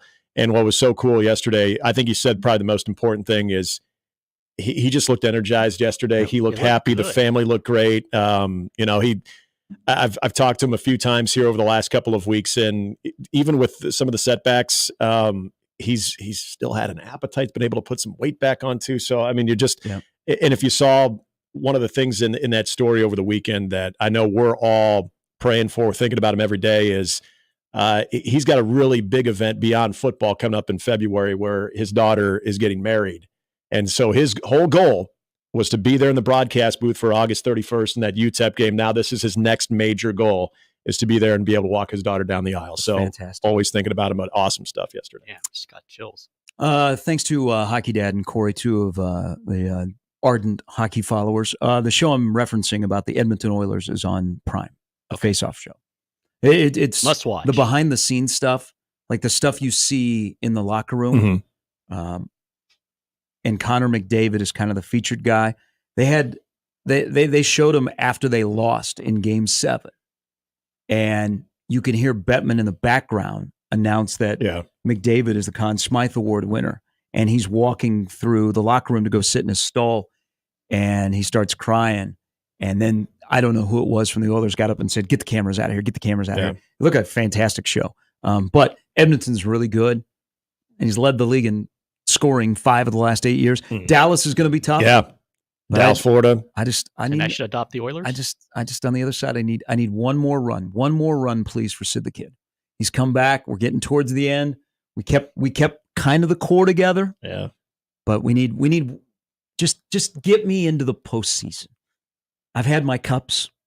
And this also might be a year that Ovi breaks the all-time goal record. He needs 41. Mm-hmm. My opinion on him has changed.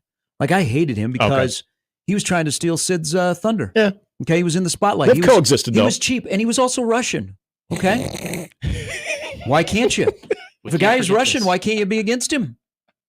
I mean, I know. You got to get that 1980 stuff out of your head. Yeah. Screw it. You're a Russian. You still call him a Soviet, don't you? They killed Apollo Creed. You're a Ruski. Do you call him a Soviet? Yes.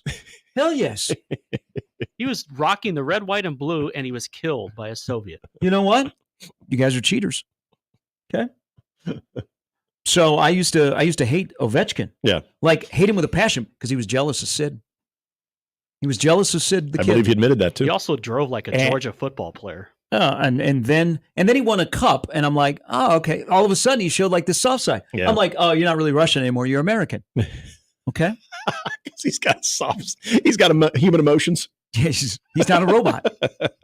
But he's 41 goals away from breaking Gretzky's record of 894, which is almost like unthinkable that record could be broken. Now, that doesn't mean that he's the GOAT, but God, I just don't want to see him like hang on. That just shows the longevity. Yep. The last couple of years haven't been like great. Yeah. And they've gone with a little bit of shift management. Yeah.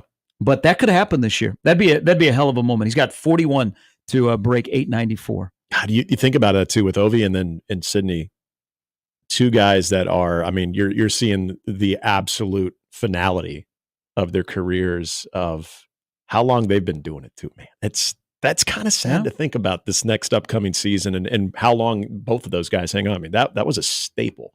As you're talking about Connor McDavid. They were in the NHL as teenagers. Yes. Almost 20 years. And you think about Connor McDavid and ushered in that new era now. He's at his peak right now too. Still relatively young guy, but he feels like he's been in there for a good chunk of time. And then my guy Connor Bedard now starting to, by the way, a little edginess to him too. He's not afraid to mix it up. It's okay. You're at 150 pounds. Number 2, you need to start winning. Yeah, I need to start winning, but dude, I get it. show some feistiness, but 150 pounds? Let's not make a habit of that every night. I miss being 150 pounds. I mean, it happens. Do you see Barney? Ja'Cory Barney gets knocked down and gets right back up. The wiry. Some of those guys, though, the more slight they are, the more bounce back they have. Wiry dudes. Yeah, that's what I thought when I was fighting in high school. You didn't get up as quick? No.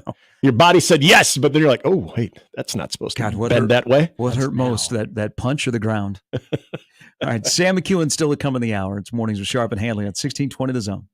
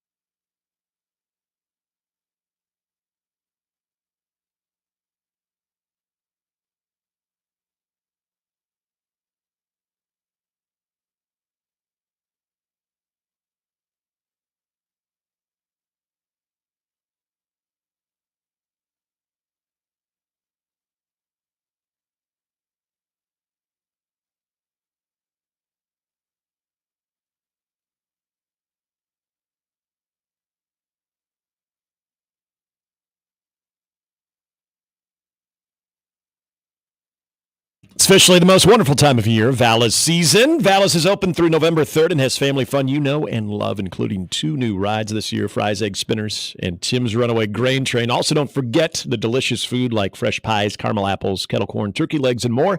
If you missed your chance with the hot deal, this is your last chance to score free passes into Vala's Pumpkin Patch. Enter to win online right now at 1620thezone.com.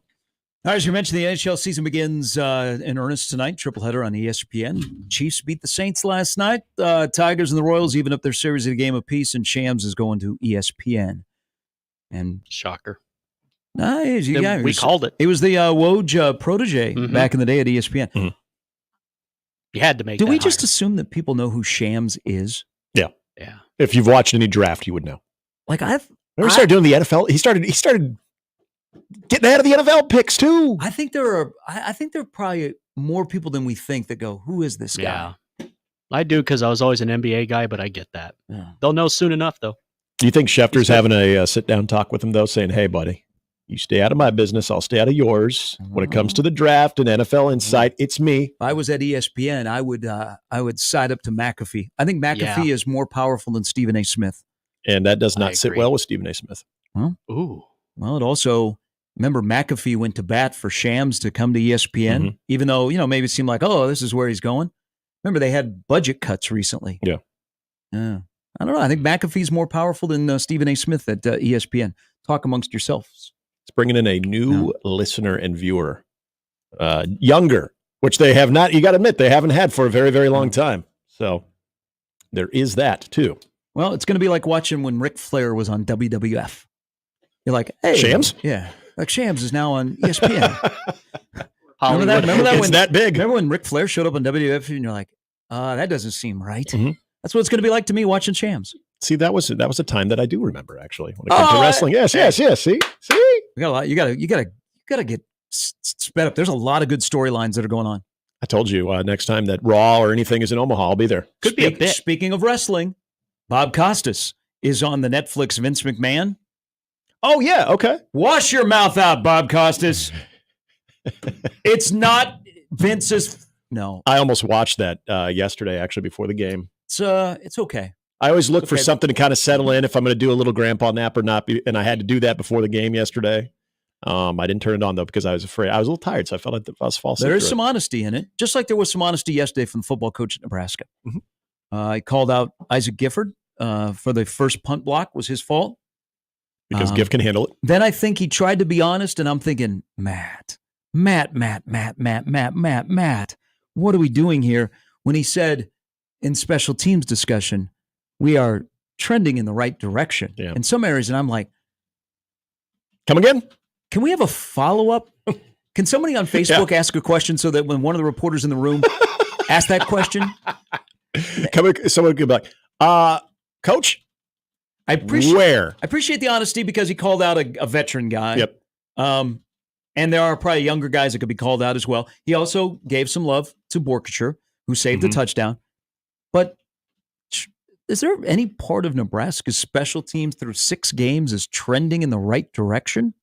Oof, that's a bad direction if that's the coverage, punt return, kickoff return. We got excited because Nebraska was attempting to return punts early in the year. Yeah, even that has gone. Happen much. Yep, that's gone by the wayside too. Punting, the 2 blocks did not help, so that screws with the net. But Buschini did. Buschini the last couple of weeks. I don't know. Showing off the cannon. I don't know. Is that what trending in the right direction? You didn't attempt a field goal. You're 1 for your last 5. I don't know. I was like, okay, do you have to say something positive to say, you know what? I don't want guys to get down because there is stuff that's trending in the right direction. I went, what are you talking about? Yeah, let's just be honest here. Is there? What do you? Is there something on special teams that is trending in the right direction? Yeah. Is the fact that not the right foot of Buschini or arm? Although that was, got a little glimpse at halftime that he's warming up on the turf field and having a little throwing practice because they know that's what's going to happen. Well, it's the only way for Nebraska to have success is to have the punter throw and to have Barney and Bonner run. Ooh, I kid because I care, but it's a valid question. I mean, if you're looking at second half storylines of what makes you go, things that make you go, special teams, number 1. Underrated song, by the way. Yeah, that's That's a problem. Although the Alvano, I wanted to hear more about Tristan Alvano. They're going to work him out. I know he said whatever that looks like, but is he going to be a option, a legitimate option, or is he going to shut him down for the year? That's kind of what you've invested in Hole. Yep.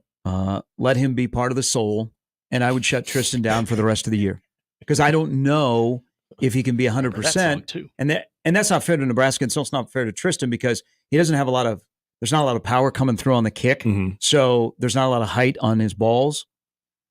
But I would shut Tristan down. I would take a red shirt, and I would invest in Hole, and there's no yo-yo, and maybe it helps that Hole knows he's the guy for the rest of the season, and you just go that way. Yeah. That was interesting, and maybe that was more of we're just going to kind of see where he is if he's needed in case something happened. Hole, there wasn't a lot of context other than the fact that he's going to be evaluated, work out a little bit, and they'll kind of go from there. So I mean, you have to make decisions. You're like, okay, Alvano, let's go to a red shirt. Okay, we got a guy. Yeah, it's just like with Riley Van Poppel. Even though I think Riley Van Poppel can play, he's only going to play if two guys get injured in front of him. Okay, so you're gonna keep him going, and then you're going to probably bring him at the end of the year in the final game. Mm-hmm. But in the place here, Tristan, get healthy. Unfortunate injury, but you're not going to be able to do what you want to do and be 100%. Right. I would think that way. I'm no doctor, but I would think just how Rule mentioned it yesterday, that it's not like he's about a week away. So I would redshirt, and and maybe because you can still play with that if you need to, but I would invest in Hole, and I'd say, you're the guy. You're the one getting the reps. We're working with you. Mm-hmm. Let's get some synchronization with the snapper, short and long, and then let's just roll with that. It reminds me a lot of, to your point about just tab this guy as your guy the rest of the year. And I don't want a yo-yo. I got rid of the yo-yo. Okay, I couldn't walk the dog with the yo-yo, so I gave it up. I actually threw. that is a more complicated. I got move. I got upset at the yo-yo when I was a little kid, and I chucked it in the middle of the street. Yeah, I couldn't walk the dog, or I couldn't spin it, and my friends were able to do it, and I was like, I'm going to go back to playing. That is a more complicated move than I give spiked it, especially mine my older broke age. It, shattered. I was so pissed. I was trying to do that, and it just it didn't work. It worked very well when I was younger, and I think yo-yos were built better back then. I think now they're just hey, give them away. They built things to last back then. But I go back to 2019, and now mind you, this was more injury, starting with the golf injury. But Barrett Pickering, and then you had Jorgensen, then you had Isaac Armstrong. I mean, you were grasping at things, and how did that work out? I feel like since it's not at least what we're being told through practices and everything is jiving, and that John Hole looks good. I think that consistency of this is who's kicking, this is who's snapping, this is who's holding. You work with that. You got some time to kind of perfect that. You hope, and I know that sucks that you have to hope. You hope that it finally shows up on game days like it has apparently in practice. But yeah, I'm with you. The inconsistency of who's going to be the guy. Okay, well, did this guy just miss one? All right, now let's go to the other guy too. It's not doing either guy any favors. And I just remember that mess that they had in 2019, where at one point, all of a sudden you have a who from Norfolk? What? Huh? Yep. So yeah, I'd rather avoid that. All right, Sam McKewon stops by next on 1620 The Zone.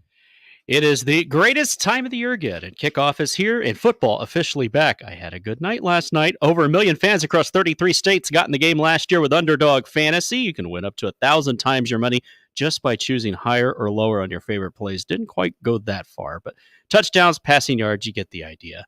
Making picks at Underdog is straightforward, and signing up is even easier. Just head over to Underdog's simple-to-use mobile app or UnderdogFantasy.com. Sign up with promo code ZONE, and the app is simple. Even I can use it. Underdog will give you a free pick to use on your first cash pick'em entry, plus up to $1,000 in bonus cash when you deposit. That's Underdog Fantasy promo code ZONE to claim your new customer special of a free pick and your deposit offer. Must be 19 plus in Nebraska and present in a state where Underdog Fantasy operates. Terms apply. Concerned with your play? Call 1-800-GAMBLER or visit ncpgambling.org.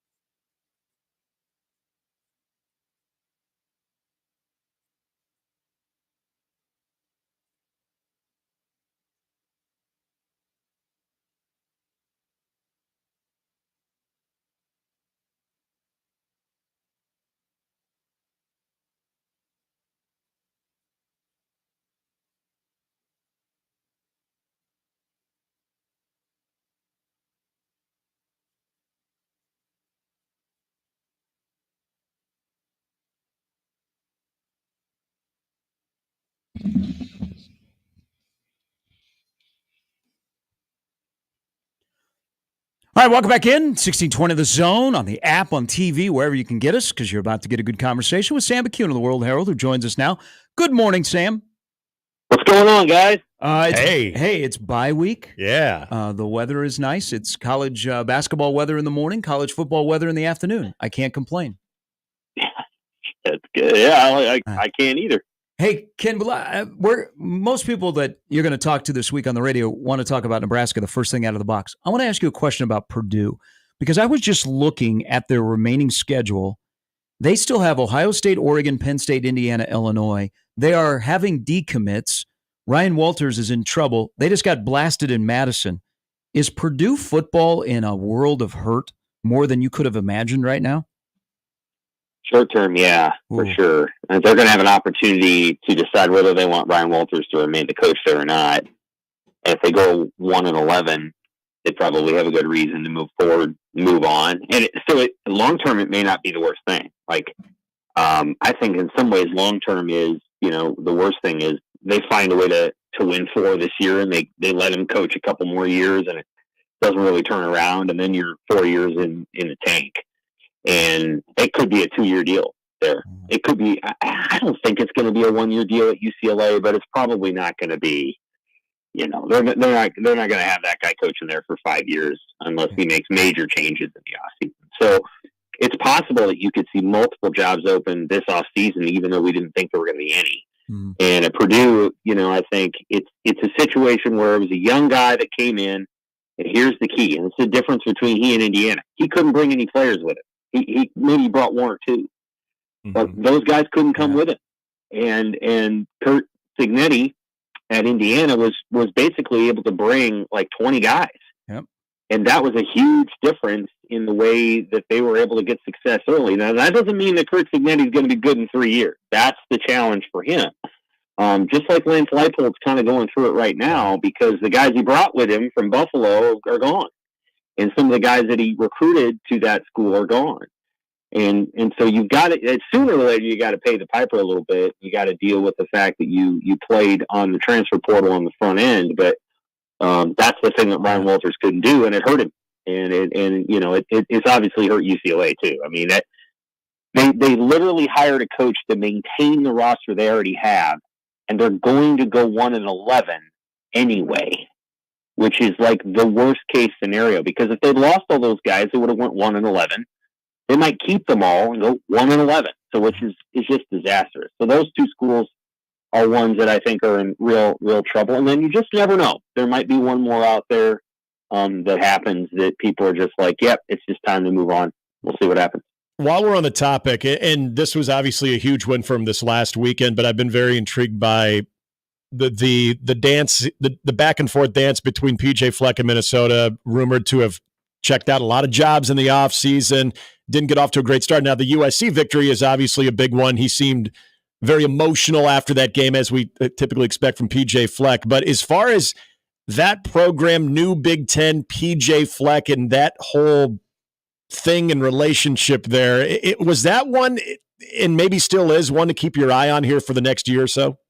Yeah, I think so. I think that win changed a few things for him, and I don't know that Minnesota has a lot of better options. They've invested so much in his culture that they almost have to, kind of see it through until he produces multiple losing seasons in a row.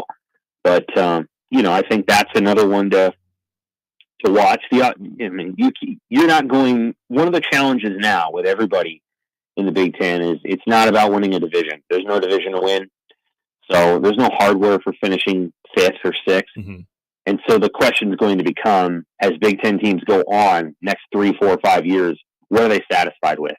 And Minnesota is probably going to be a 7, 8, 9 win team unless they get a better offense. And I just don't know that his system will ever get that for him. And so I'm always looking at the short-term story and the long-term story. And the long-term story of Minnesota football is that they're gonna plateau. They already have. The long-term story of Wisconsin football is maybe they can get to the other side of it. Yeah. They need, obviously, to throw the ball better, and Nebraska does too. Nebraska's got, for Nebraska to get where it wants to go under Matt Rule, they have the defensive mindset, and I think they have a philosophy that's going to work. They got to find a way to get that offense to the next level, because it's not quite good enough. Let's just be honest. It still needs to get a little bit better.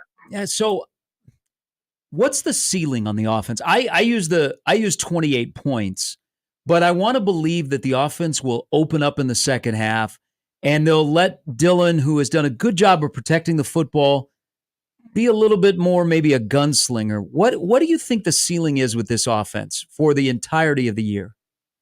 Well, if you're talking statistics, I think 28 is a really good goal, because they're going to face some better defenses here on the back end than they did during the front end. I mean, there's there's no UTEP left. I mean, there just isn't. Indiana's decent. Ohio State's the best. Iowa's great. Wisconsin's probably pretty good. And actually, UCLA plays defense. They just can't score. So, I think they're going to 28 would be good. It's more how you get there and how you control the football games and all the rest. And so if Nebraska had won 28-7 and they'd put together two halves against Rutgers, and you'd be like, hey, that was a pretty darn good offensive performance we just saw there. 400 yards, 28 points against a pretty stingy defense. Yeah, I'll take it. But they didn't do that. They had a really nice first half, and then they had a second half where, I don't know, it just looked like, it didn't look like they went into a shell. It looked like they just couldn't execute the things that they wanted to do, and Rutgers was taking it away, and maybe Raiola missed a few short throws that could have been thrown. So I think that's a good ceiling. We'll see where they go. I mean, he has to grow as a quarterback. They're not going to say a whole bunch negative about him. I think that's smart. He's way ahead of the curve for true freshmen. At the same time, to get exactly where they want to go, he's got to get, even better, and they have to run the ball better. I mean, they just do. And I don't know if they can solve that problem this season. They need backs who can make guys miss, and they don't have, guys that, I mean, they got guys that can run 1,000,000 miles an hour and run really hard into other guys, but you got to have a guy that can make somebody miss. And that's something they're working on. Yeah, they don't have a Caleb Johnson. No. They don't have the two guys from Penn State. And they're both physical guys, but they can make guys miss. They don't have the guy, it's just a reality that they'll have to work on in the off season. It's recruiting. You got to go get the guys that can do those things. And I think that over the years, not just the current running backs coach, who really doesn't even have control other than the 1 year that he got to recruit.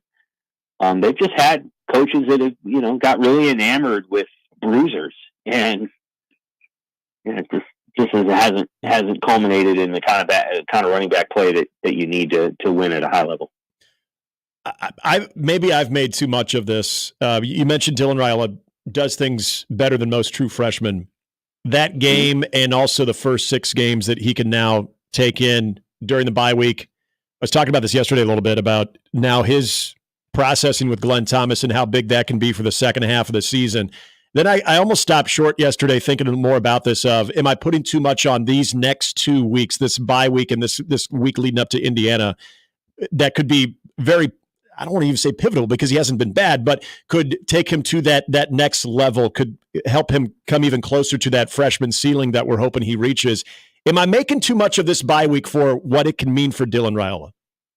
I don't think so. I mean, I think they can tweak some things and work through some of the things that maybe happened in the first half of the year. And some of the things that Raiola does well are things that, you probably wouldn't have at the front of the line in terms of the things you would expect him to do well right away. Mm-hmm. So very few quarterbacks throw intermediate passes as well as he does. He's able to layer passes in between linebackers and safeties in a really effective way. He can throw a 28-yard over with great effectiveness.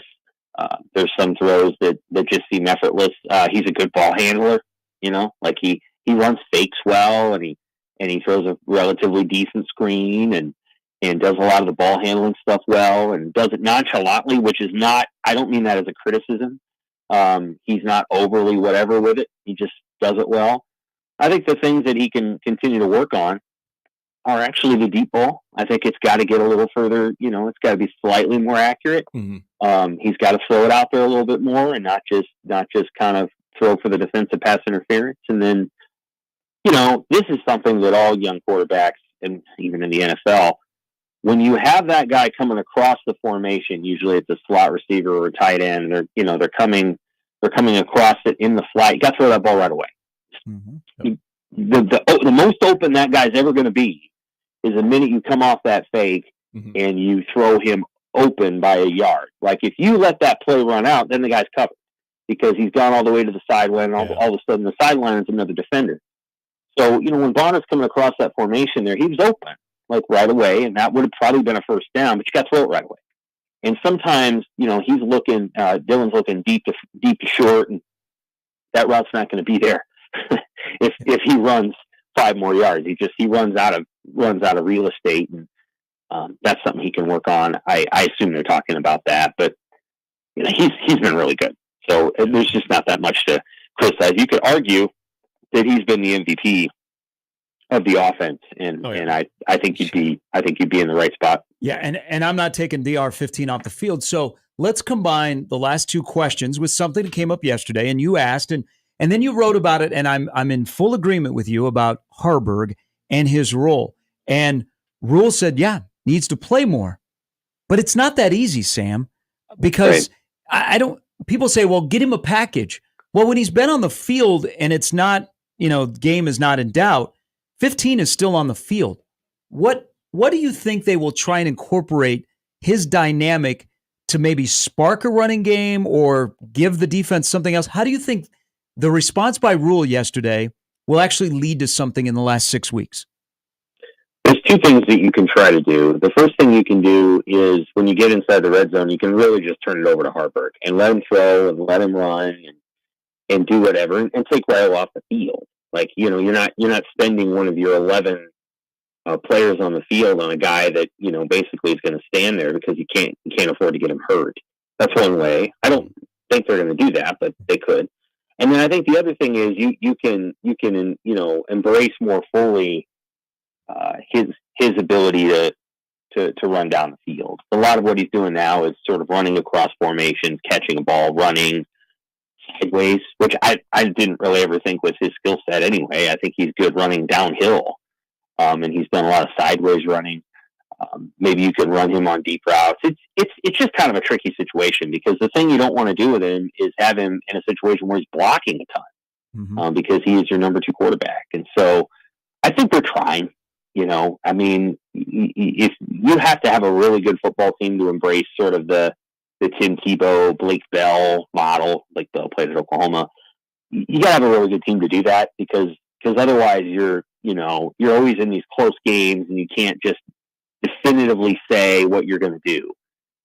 So I think they're doing the best they can.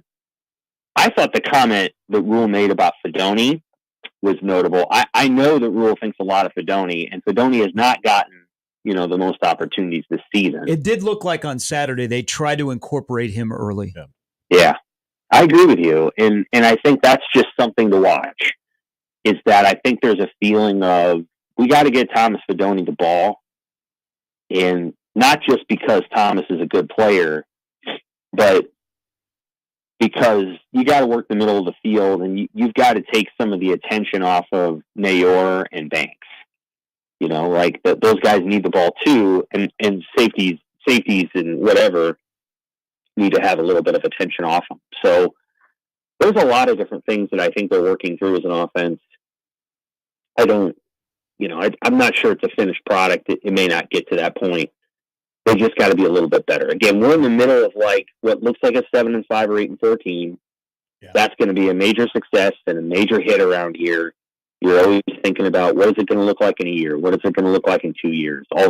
That's what coaches do all the time. Yes, we care about this moment. What is it going to look like here? What is it going to look like here? How are we going to get to where we want to go at Purdue? And part of an AD's job is to assess that from one step back. At Purdue, for example, how do you get where you want to go? What does it look like you can? So Nebraska's always got to be thinking about the next step after this step, and that next step is to figure out everything that needs to be solved on the offense. Sam, I don't think anybody yesterday expected to hear any staff changes. You know where I'm going with this with special teams. But with the bye week and things that you're doing the self-evaluation, I mentioned this yesterday. It just seems like it's going to be every coach all hands on deck with this going forward. If I'm to set a second half realistic expectation for special teams, what does that look like? Again, realistically, not all of a sudden they become elite, but maybe the better question is, where do they need to be where they can get to what you said, 7, 8 wins, and that is not an area that is completely holding you back? Yeah, I think no more block kicks. You know, maybe you miss field goals, maybe you don't have great punts, but there's no more block kicks. You're able to avoid those. That would be helpful. Finding a way to just juice the return game a little bit would be good. You know, finding a way to get a couple of punt and kickoff returns that blow a game open would be good. And then preventing any long kickoff returns, which is still out there. Like, I still feel like this kickoff coverage unit has a mistake to make.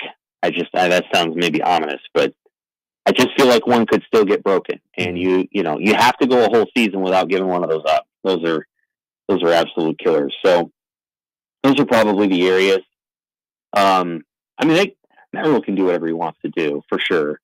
I just don't know if you're going to have a special teams coordinator, switching that role around a lot just doesn't seem to make a lot of sense. Like, it's not like the offense, and it's not like the defense. There are certain elements of special teams that you really can't control. They could have gone out and got a better long snapper or short snapper or whatever. They can't control Tristan Alvano's injury, and you can go out and get 9 kickers, and you just don't know. Yeah. You don't know. And you have to know the right people. Iowa knows the right people when it comes to punting. You know, Nebraska tried to go to Australia for a punter, didn't go so well. So, you know, it's a challenging role. The teams that are really good at it find the right skill players in order to fill it, and then they have a really good culture of special teams. Mm-hmm. I think Nebraska can continue to work on that. But to me, I've always thought the special teams goes right back to the head coach. And you can say, "Wow, it was Jovan DeWitt's problem," or the guy that wasn't supposed to be coaching but was problem, or Bill Bush, and that's all fine. You can certainly do that with special teams, but I think Ed Foley's a trusted lieutenant there, and if this is coming down to, well, he's just not running the right schemes, then I don't know. Then the head coach needs to take a long look at it. Yep. I've always been a believer that the head coach should be sort of overseeing that role, and then you use your 10th coaching role to do something else. Like, maybe they help with special teams, but Ed Foley's coached a lot of positions too. So, but now you have unlimited coaches. If he's not the coordinator or whatever, that is what it is. But I don't think he's doing like a horrible job, and I'm not saying that because I'm whatever with Nebraska. I've always felt that way. I would tell you that, like, the offense needs to continue to get better, and the play caller designs some really cool plays and calls really cool plays, that they have to continue to have an operation that's crisp and tough and runs the ball. And so, like, I'd put more on that guy than the special teams coordinator, and I think Tony White's doing a really good job. Tony White's doing a really good job with Matt Rule and now John Butler. That's a really good trio of minds there, and Tony White is flexible enough to take ideas from other people. And I think it's going to work well in the last half of the year. They're going to have a really good pass defense, as it turns out. Yep. And I think Matt Rule, post Illinois, has challenged Tony White and John Butler to get everybody together for the greater good. Not that they were separated, but they got a lot of they got a lot of good minds in that defensive room. Yep. Sure. Sam, enjoy the bye week. Appreciate it as always. All right, take care. Sam McKewon of the Omaha World Herald. There is a special teams analyst on the staff. And Josh Martin. Oh yes, that's right. Who, former tight end coach. Played the role as the tight end coach last year when he was pressed into duty. Mm-hmm. Still on the staff, special teams analyst. They just have to decide, are the cures in house or is this down the road? Yeah. But the coverage thing is that's where my biggest thing is what is being taught, or why on Saturday doesn't it look like during the week. Yeah. So we'll see if that gets fixed over the bye week leading to the last 6 games. All right. 2 more hours to go. Brian Christopherson will stop by. We'll circle back to something Sam said about Harberg that I have to respond to. We'll do that when we come back. Plus, you were talking about Minnesota. Yes. Which, by the way, Minnesota and UCLA play on Saturday night at the Rose Bowl. If Fleck wins, he gets to stay. What's going on in Iowa City? See what you did there. Iowa has Washington. Big game on Big Noon Kickoff on Saturday in Iowa City. That's a big, big game for Iowa. We'll get into that and much more as we roll till 10 on a Tuesday on 1620 The Zone.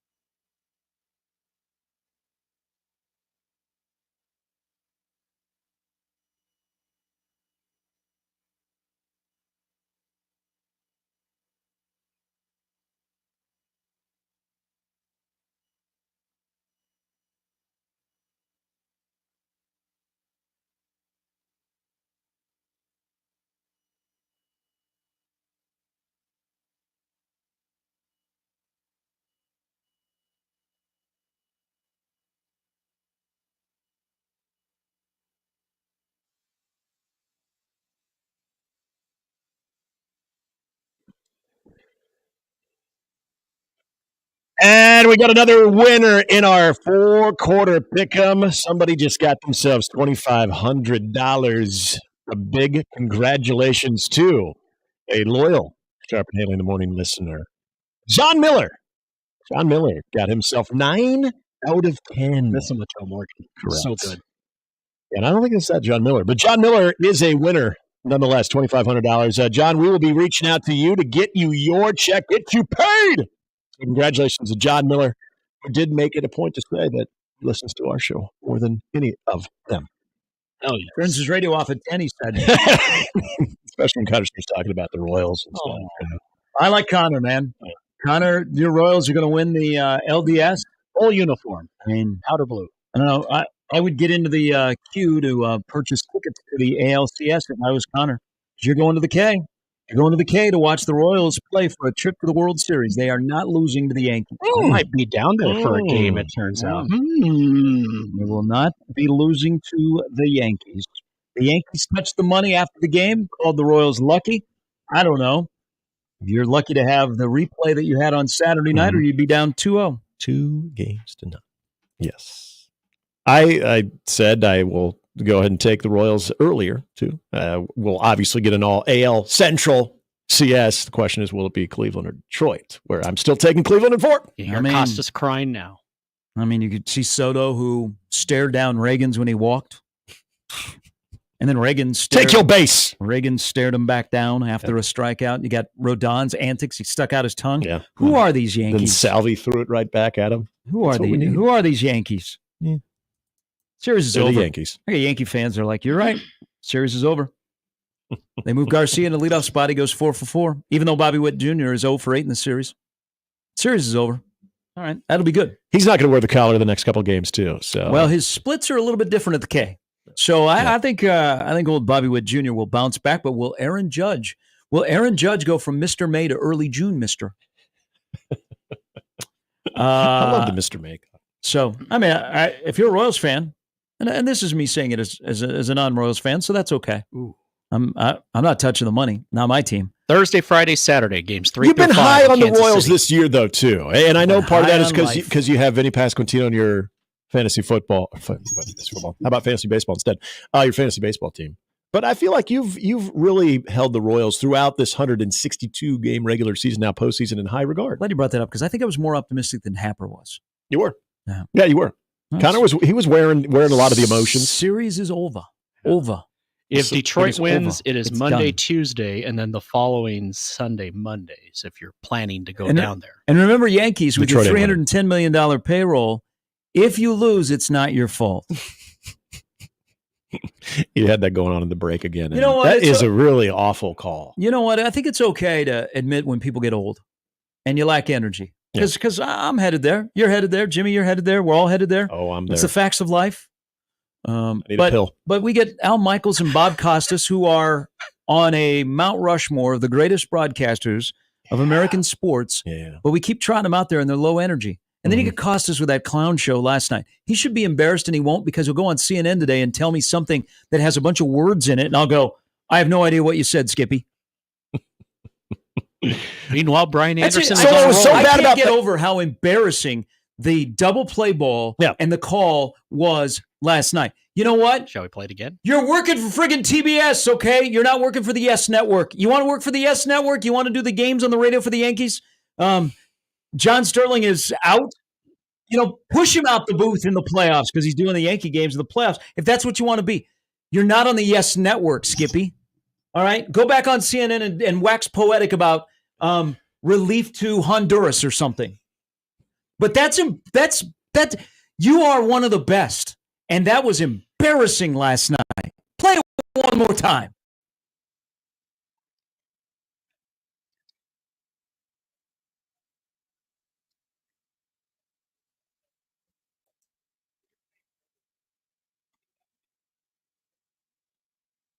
It's President Bush's fault that he showed up to throw out the first pitch before the Diamondbacks game in 2001. That wasn't it was the Diamondbacks' fault. I mean, that's just no. So Royals in 3. I'm going to disagree with you on something there, though. You said the energy level just sometimes he was starting to peak during that actual play. Could be 2. Could have kept riding it, but then got really sad. The Uber driver that plays first base last night for the Yankees, Birdie, he had a little dribbler back to the mound. He's like, there it is. And a little toss over first, and that'll end the inning. If that was the Yankees making that play to get out of a big jam, it would have continued to hit. There was a lazy fly ball to Melendez, and I thought the ball ended up on the roof of There's Yankee a Stadium. drive! Oh, it was Reggie Jackson's 3rd home run. Deep left field! It's gone. Quick update for you boys. Our poll is Nick the George Brett of Omaha. Surprisingly, we've got quite the competition here. No, 56. Yes, 44. But we have questions. Oh, 44. Actually, it's all in context. Whoa, this is interesting. Voice of Reason, Michael Severe. Does he have hemorrhoids? Great question. Many people would want to know if that's the case. That's not why we said you're the George Brett of That's Omaha. still a thing. Like I've not heard people that have had hemorrhoids. Got asteroids? No, but my dad has them. Can't sit on the toilet some days. Brian, that depends. Does Matt Verzal hate him? If so, he may be. And the next one, while you just insulted George Brett with your question, you have to listen to the segment to know what we're talking You don't get the show. We're having fun. Is there a shoe war going on in this country? Shoe? So Nick told me that he ordered. Because you like what I have on my feet? Well, I did, and I've been a fan of the On Clouds. So I had a little foot problem last year. I got a foot problem. I think I broke my foot last year, but I don't go to doctors. Okay, they're just. My mom worked in a hospital. Okay, I went to the hospital all the time to see her working. I think I reached my quota. Mm-hmm. I know that I'm going to get crushed for this take, but it's just a personal thing. You have access to a trainer during basketball, though, so there's that. Yeah, but I think I broke my foot last year, but I didn't want to go to the doctor because I didn't want to admit it. So smart me with probably a broken foot, I'd be like, you know what? Instead of running, I'm going to walk 6 miles a day. Now it did not like.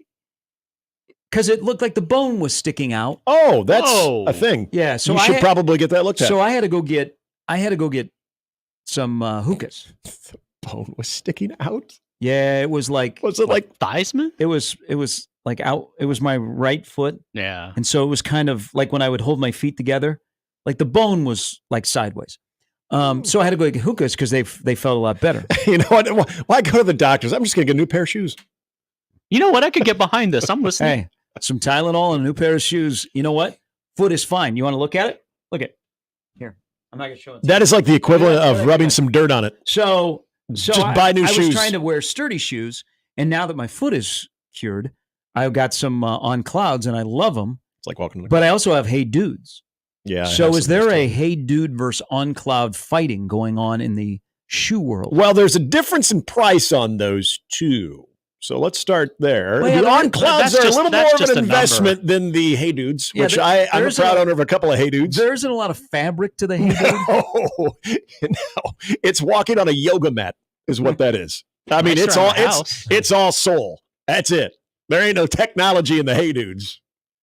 God, my wife hates the Hey Dudes. The name kind of. Why do you wear those? Like, I don't know. They're easy to put on. That's the thing. They're just really simple to put on. Yeah. I don't really care other than the fact that they're simple to put on. And at some point, we all end up in black Velcro shoes. Yeah, I mean, yeah, it's like one step away from me just saying to hell with laces.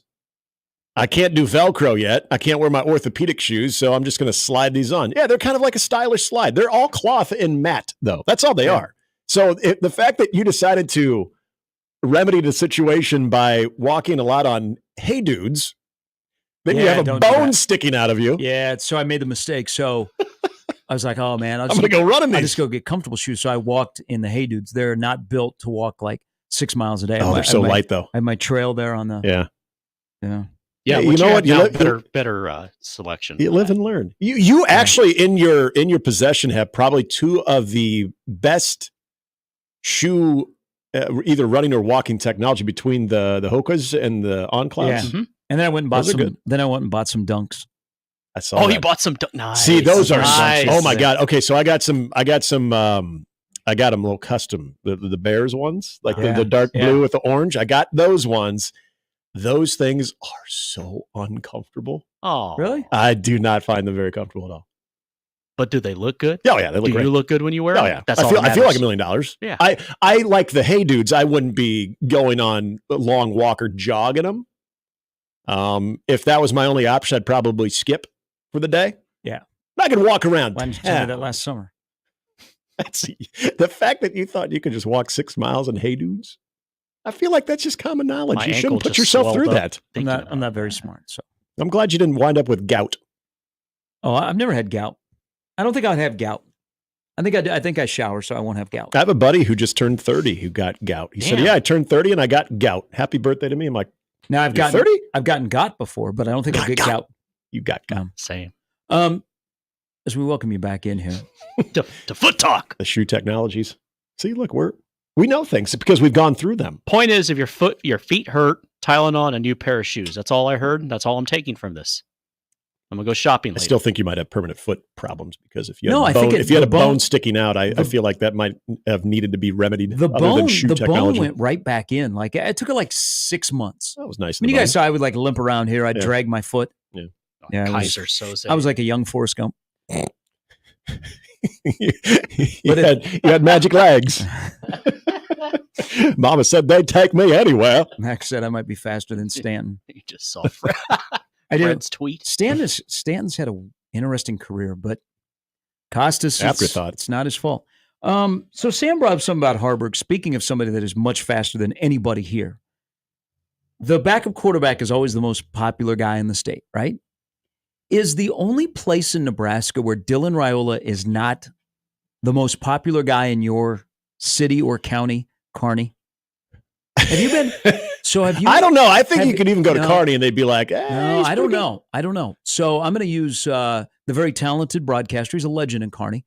He's a member of the Nebraska Sportscasters of the Year fraternity. Doug Duda. Mm-hmm.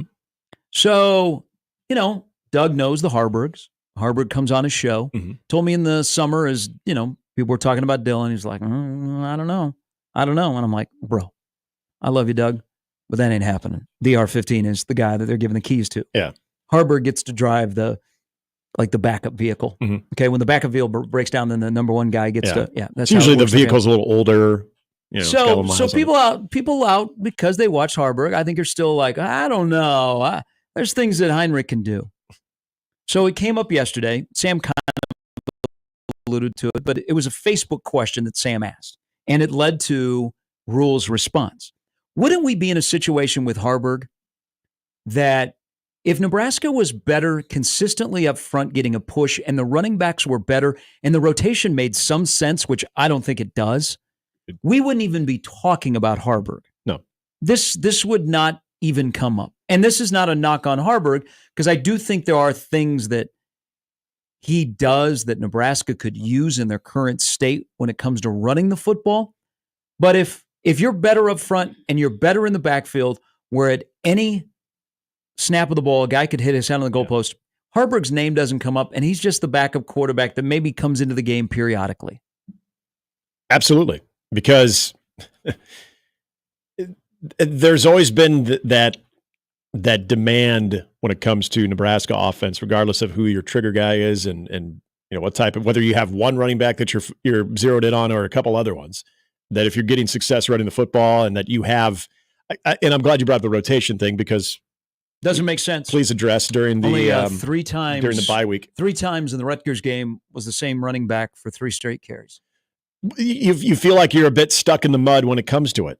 And then you look at a guy that, again, part of this goes back, though, to the worst kept secret, yet the official announcement of our starting quarterback is Dylan Raiola. When Matt Rule made that announcement, but immediately after saying why, a very brief description of why Dylan was the guy, really went into a long explanation of what Heinrich Harberg can do, that he'll still be very much a part of this offense.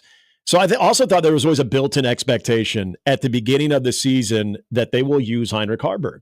We never got full details, which I understand why. Yeah, there was also expectation that Gabe Ervin would play a lot. Fair point. So I do think season starts, and you have to roll with the season. And I think there was, and I don't think that was Matt Rule trying to soften the blow for Heinrich Harberg, who had to know that he wasn't going to win the quarterback job, but was still going to be a part of the offense. I don't think that was necessarily I'm going to say this just so I can kind of, keep people off my back on this.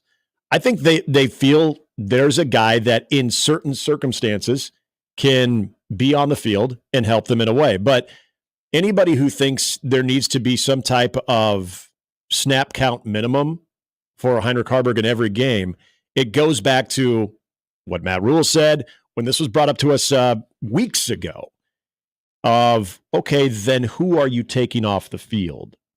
So, and I'm glad Matt Rule at least went to that part, saying, I hear you. I somewhat agree with you, but then I'm also faced with the reality of, do I take a Fedoni off the field? Do I take a Bonner off the field? Do I take a Barney off the field? But it's Who not do really I take off the field? But am I wrong here? It's not really a package of plays because QB1 is still on the field. Right. And so, well, like what Sam said, the only thing, what are you going to then just take 15 completely off the field and say, red zone, go get them? Well, I don't love that because as we've seen in the red zone, at some point you got to throw the football. And despite knowing that there's probably been improvements, and you've seen at times there have been improvements when he's played a little bit, I still want 15 handling the football even in those situations too. So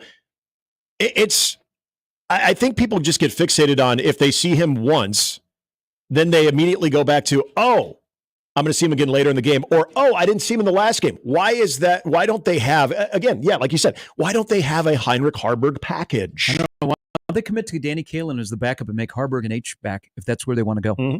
Quarterback room's in a great spot in Nebraska. I mean, all the quarterbacks have made strides.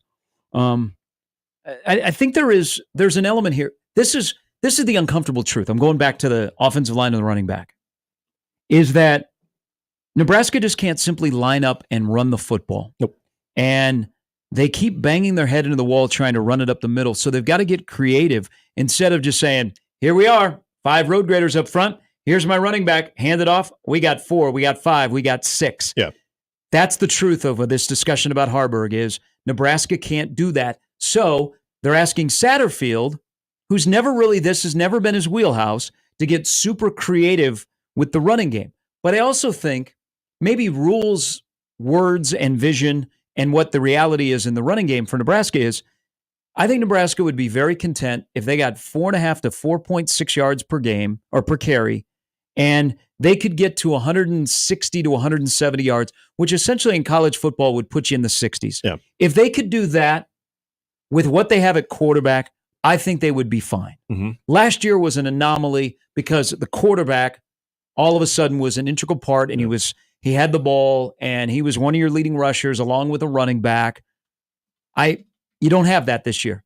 But the Harberg discussion, the longer it goes, the more glaring it is that Nebraska's in a weird spot with the rushing offense, whether it be up front, not being in sync when sometimes the offensive linemen are blocking well and the running back's running in the back of them, or Nebraska just doesn't have the guy that can, when I say, hey, Amir, it's 4th and 13. We need 14. And he goes, I got it, coach. Yep. They don't have that. So it's kind of like this discussion yesterday is telling you the truth, and you're like, dang, we got to fix that. Let's get out on the trail and fix that with a recruit. Well, what's interesting yesterday is I wish I had the relationship or had the ability to say, Matt Rule, let's sit down and have a pop and say, all right, be truthful here. What do you have in the running back room that he has four? Tell me exactly what you think about it. He has 4 nice guys that are good running backs, but you need, if you don't have 5 All-Americans up front, you need a great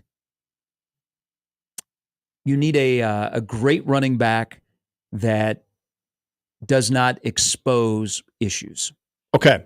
And I don't disagree with that. You need an eraser. Yes. Nebraska doesn't have an eraser at running back. Yes, the one that we've discussed before, the guy who masks any issues up front or any side of the football at the line of scrimmage. Although I'm always very intrigued by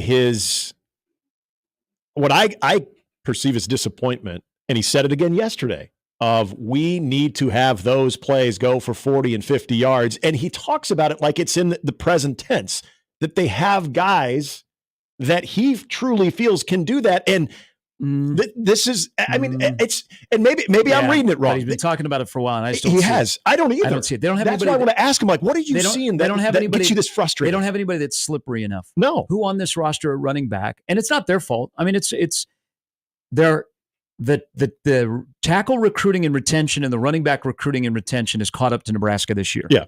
They don't have anybody that's slippery. Agreed. And they don't have anybody that can run away from anybody. Yes. And like you might be able to get to the third level, but Yep. if you're Emmett Johnson, are you going to be able to pull away from a guy? They just don't have that. No, and this is a terrible example. I'm not trying to say this is what you need, but when you watch a big dude, like just using this as an example again, Derrick Henry getting to that second level where it looks like he's barely running yet, that distance is from the secondary. And we've seen, Emmett's another good example because I feel he's probably your most complete running back, but even when he gets to that level, we saw last year, we've seen glimpses this year too, he gets run down. And so, but I listened to Matt Rule talk about this. This is maybe 3 or 4 times now this year that he's brought that up, and he seems to be extremely frustrated because almost to the point that he sees it in practice or there's something with these guys that is not resonating on game days. I don't know if he would be as frustrated if he just conceded that we don't have that. Yet he talked about it again yesterday where it seemed like that was a source of frustration for him. Now I would be curious on the run game. Is the style of play in the tempo of a game is about to change, where you could be pedestrian and you don't have to have a sense of urgency, where, you're not snapping the ball twice in a minute. Yeah. Now you're about to play teams that their tempo is a lot different and the game's going to speed up. And I don't know how Nebraska will handle that when it comes to the running game. It actually could be a little beneficial because I go back to the Purdue game when they started to run outside zone, but then they started to run tempo.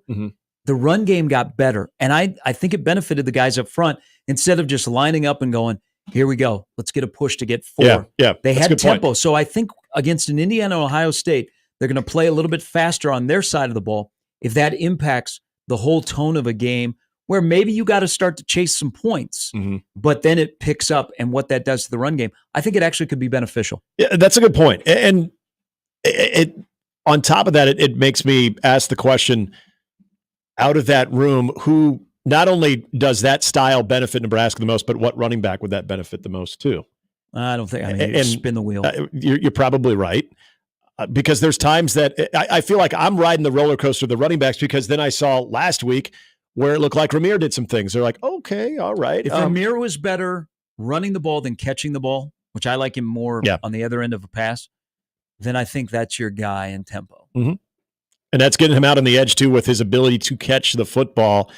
But the rotation at running backs was really odd again. Where Emmett gets the start. It was good. It was good against Purdue. Outside of it, took a while for Emmett to get in the game. Yep. But I thought it was disjointed in who the running back was on the field, and then it coincides with the play call. I don't know. I've not been enamored for 2 years with the running back room. It's not all Barthel's spot, or fault. Excuse me. They got to be better up front, but it's a weird something that's just weird in the running back room, and it may be fixed by if they can get a hammer.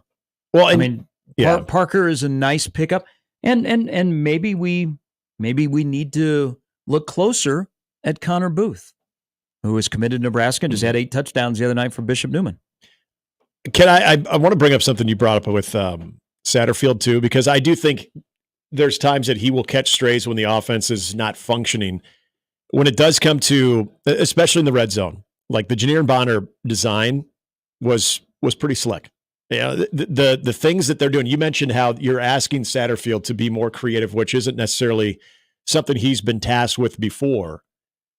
I don't think it's been all bad when it comes to the creativity and at least the thought that's going into, okay, if everyone does their job, here's how this thing will look. Because there's been some play designs, and it's frustrating to know you have to get that creative in the red zone where you can't just line up and be good on good, go right at them. But that's the reality of Nebraska. I think where he gets a little bit of maybe unfair blame is what the hell play was that? What kind of play was that? I think the designs in a lot of those instances are okay. I think he's very much aware of his personnel. I think it's sometimes the head scratching moments because there was a play 3rd and 11 in the first drive. I have no idea why you're conceding that. As we're going to run the football on the left side. It's not an exotic, overly complicated run either. It's just a straight give left side, push the ball forward when you have the wind at your back. There are times that those things are called that I don't understand. But as far as the design, I think there are some very creative plays that look good, and you're like, okay, that was pretty awesome. But it's just when they're called. So you'd be more creative if you could run ISO. Well, and Nebraska can't do that consistently. Yeah. They can't get a consistent push, and that's part of the run game. But watch the tempo. I think the run game may have a different tone in the next couple of weeks. Brian Christopherson, in half an hour, he'll stop by with his thoughts on a multitude of things. Nebraska is 5-1. Hey, it could be worse. You could beat Purdue. Wisconsin have a day too. It could be UCLA. Oh, are you a transitive property guy? Yeah. No, I'm not. I try Nebraska. No. Purdue, and the next week Wisconsin plays Purdue. No. Wisconsin's got a big game this weekend against Rutgers. Every week is its own thing. This is. I think we're going to learn a little bit more about some certain teams in this league. Mm-hmm. Learn about Iowa. Learn about Washington, Minnesota, UCLA, Rutgers, Wisconsin, of course, Oregon and Ohio State. Not a bad weekend to have a bye. No. Good on the schedule makers. They give us some time off, and they give us good football when we have time off. Sit back and observe. It's Mornings with Sharp and Handley on 1620 The Zone.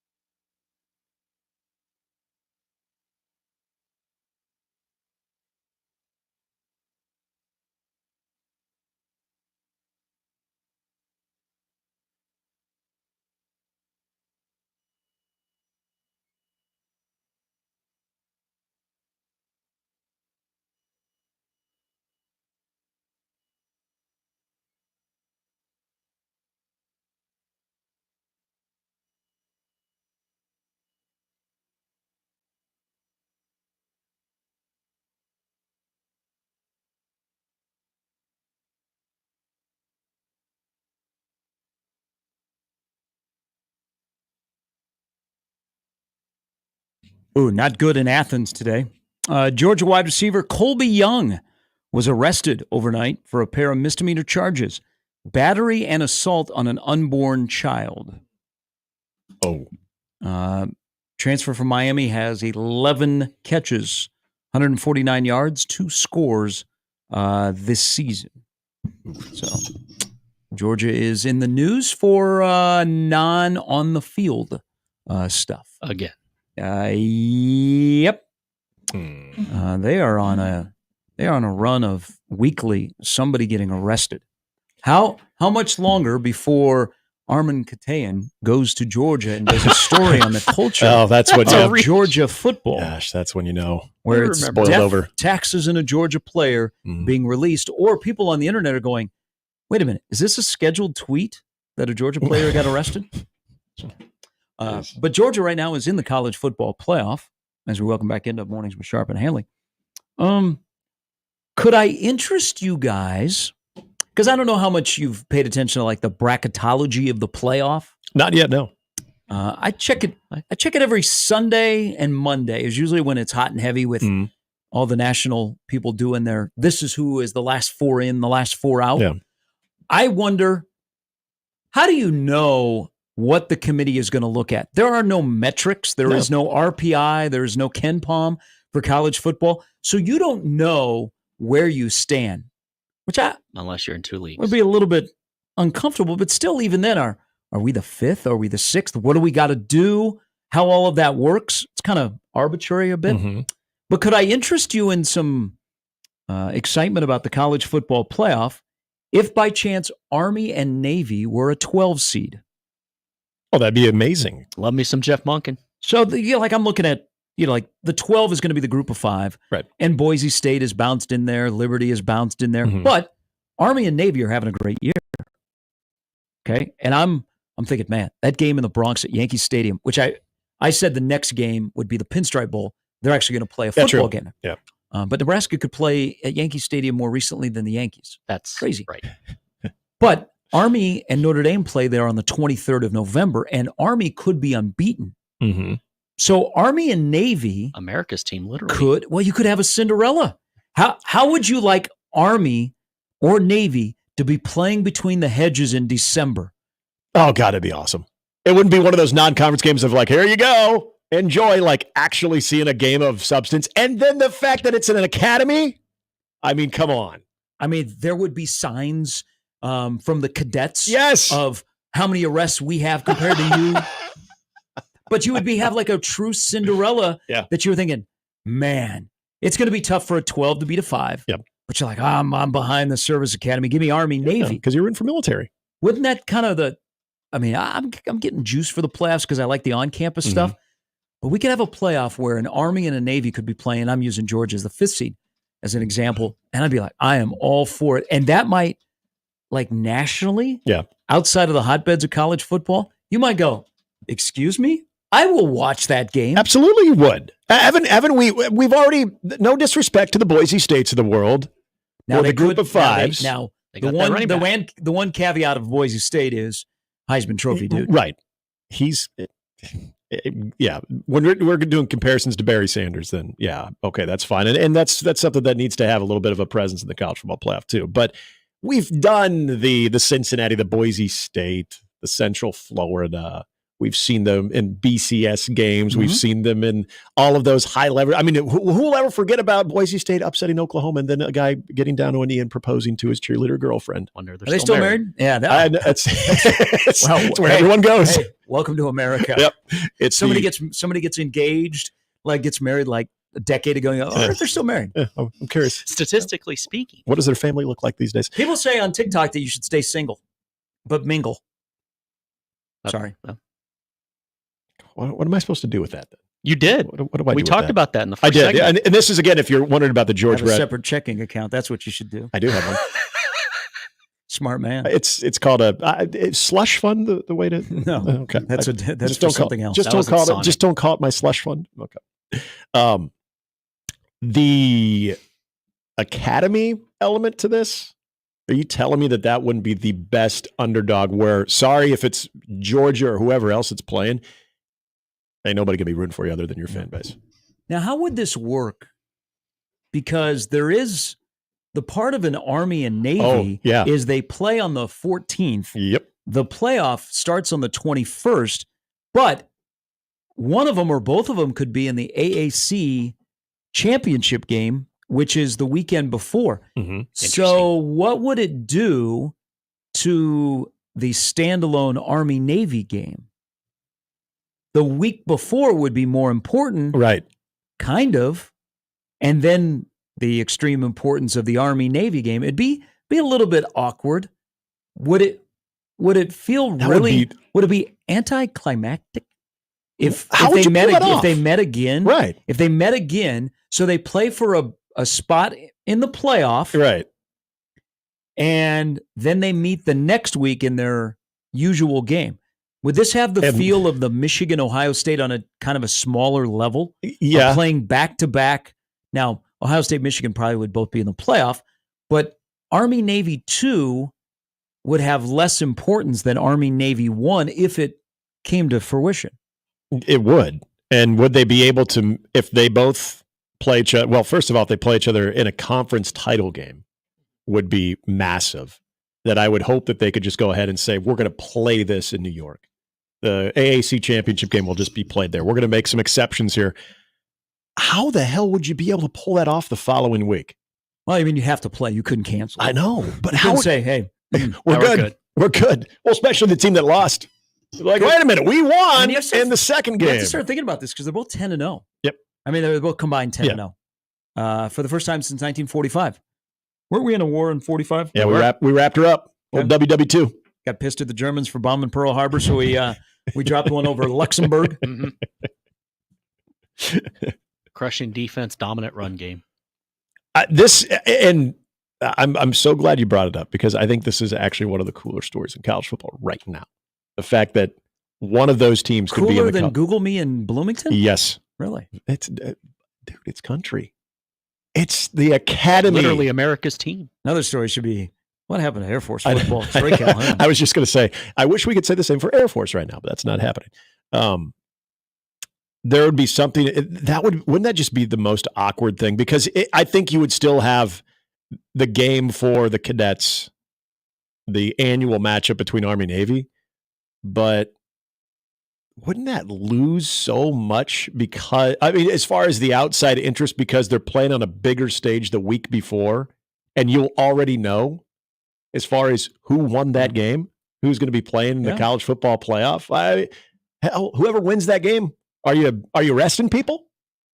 You're like, No, Army, they wouldn't rest. I know you can't, but would you blame them if they did? I'd worry about the future of our country. Yeah, the men and women that will be protecting our safety. Like it's that they opted out of playing in this game. Even our military soft. Still going to serve the commitment, but they're opting out of the game. Oh, America, man. yes. Football, no. We will have already gone through the election. So much on that. It'll be cold. It's I'd one have of some speaks with Lloyd Austin. It's one of those things you have to keep an eye on here. With this, the fact that, I mean, how many people even realize that, oh, yeah, they're both in the AAC right now, too, and they could be playing in a championship game. You get back-to-back Army-Navy games, and one would be going to a college football playoff. Like, I want this to happen so bad. I don't even care who the hell they play. I don't care what campus they go to. I want this to happen so bad. And I don't even care if it's Navy or Army. Could care less. I have no dog in the fight. They literally could show up in fatigues, and it wouldn't be like when Miami did it. Gosh. Please make this happen. Tough to talk trash, though, if you're that 5 seed and you're playing Army or Navy. Yeah. I know, right? Because then you're not a patriot. like when you're up there in the sky in 12 years, don't remember what I just said to you. You call that inverted? No. Come on. But that's an amateur move. But back to the point about what do teams have to do? Like if you win one of the 4 power conferences, you understand where you're going. You're going to be a 1 through 4 seed. But everybody else, like you don't, like at least in basketball, you kind of have a sense when they release early and they're going to start getting here in October, the rankings and the top 12 or whatever. But in basketball, okay, we got to work on our RPI, such and such. You have no idea. They don't say, hey, Ole Miss, big game this weekend. Whew, you do not want to lose to LSU. Because essentially anybody that has 2 or fewer losses in college football in the power conferences, you're still eligible for the playoff. You're still in the running for the playoff. And you were like, do I know? Do I have an idea? Like Indiana, there's a weird world where Indiana is like in the field of 12 right now. I mean, if you look at the Big Ten standings right now, currently, they sit atop. And because obviously collectively they have one more win than everybody else in the Big Ten. But as far as their schedule is concerned too, they've got Washington, Michigan State, Michigan before they play Ohio State. We're going to find out a lot about Indiana here in the next month of October. But how about we're going to find out a lot about Indiana 1 week from Saturday? We will, no doubt. But also what they have on the remainder of their schedule. But yeah, I mean, Indiana, I don't think anybody's taking them serious because of the schedule they have in front of them. That they would be a college football playoff team, not a playoff. But I think people are taking them serious. It's like, hey, this Indiana, is a legitimate 8, possibly 9-win team. Their schedule gets tougher. Nebraska's gets tougher. Yep. Indiana's 6-0. I respect on 6-0. I respect that offense. I think Rourke and Surratt, their wide receiver, that's a nice combo. I don't know. I think Indiana is legit, but they're not legit. Where are they the 4th team that could make the playoff out of the Big Ten? Because right now, I don't think the Big Ten has 4 teams that could make the playoffs. They have 3, and they probably have the number 1 seed. Yeah, I don't think they have a 4th team that could make the playoff. I would agree. Oregon, obviously, this is going to be a huge weekend for them, but I think everybody would say Ohio State, Oregon, and Penn State would be those teams. The year that I think there's going to be a lot of years that you're going to be able to look at, even at this point of the season, and say, yeah, there's 4, maybe 5 in the Big Ten that are legitimate threats. I think at one point we even thought USC. Sorry, I laugh because now that excusable win in Ann Arbor, not so much last week. So at one point, I think there was a belief that there was 4 because I think people were wanting to throw USC into that mix. But I would say this is, and we'll see how it all plays out, but I would say this is a little bit more of an anomaly year for the Big Ten when it comes to eyeballs telling you 4 teams. Because I would agree. I mean, who would be the 4th team if anybody? Indiana. There's no 4th team. No, and it would, if you had to reach the next group, the next team would be Indiana. And do we know everything there is to know outside of Indiana, especially when they've got to play defense against an offense? Why don't you say Nebraska? Nebraska, just for conversation purposes, Indiana and Nebraska are not in a playoff consideration right now. But keep saying Indiana. I look at Nebraska. Okay, is it just the difference? One is 6-0 and the other's 5-1? No, not at all. I think, and this is the thing with Nebraska, where you look at, okay, the shortcomings that they have are the types of shortcomings that are not going to get them the necessary wins to put them into that top 4 right there. Like when they do have to play Ohio State, when they do have to go on the road, and we'll see. I still don't know what USC is, but going there to play USC, Iowa, obviously, that's going to be an extremely tough matchup, especially with what Nebraska could be offensively at that time, but also what Nebraska defensively we know is. I think there's enough shortcomings. That third phase scares the absolute living crap out of me that I couldn't say, they look okay. There's not a 4th team right now. No. I mean, Illinois is probably going, hey, what about us? We beat Nebraska. Yeah. Well, and there's not a 4th team right now. And I don't know that we'll get to a 4th team. I don't know that there's a candidate for a 4th playoff team unless Indiana, with their schedule that is ahead of them, navigate. All of a sudden, Indiana finishes the regular season and they're 10-2. I mean, at Iowa, 10-2 with 2 losses to Ohio State and Iowa State, does that scream playoff to you? I mean, look at Iowa's remaining schedule. Mm-hmm. Iowa has one of the more easy schedules to navigate the rest of the way, which can either be good or bad for Kirk. Which maybe we'll bring that up to BC because they had an interesting day yesterday over in Iowa City where 2 guys that have played transferred, but they hadn't played much this year, and people are like, "Whoop, there we are, we're done." But there's rumblings. That's a must-win for Iowa against Washington this weekend. The other part of the whole, like, okay, which team? You brought up a team right now that if we're just going by the eyeball test, and obviously we got a chance to see them, but the way that I thought they played for 3 quarters against Penn State on the road, and Penn State, Illinois, I think would be closer to that team than right now, Indiana, Nebraska, Iowa. Any of them. I think Illinois would be the closest. BC joins us after the top of the hour on 1620 The Zone.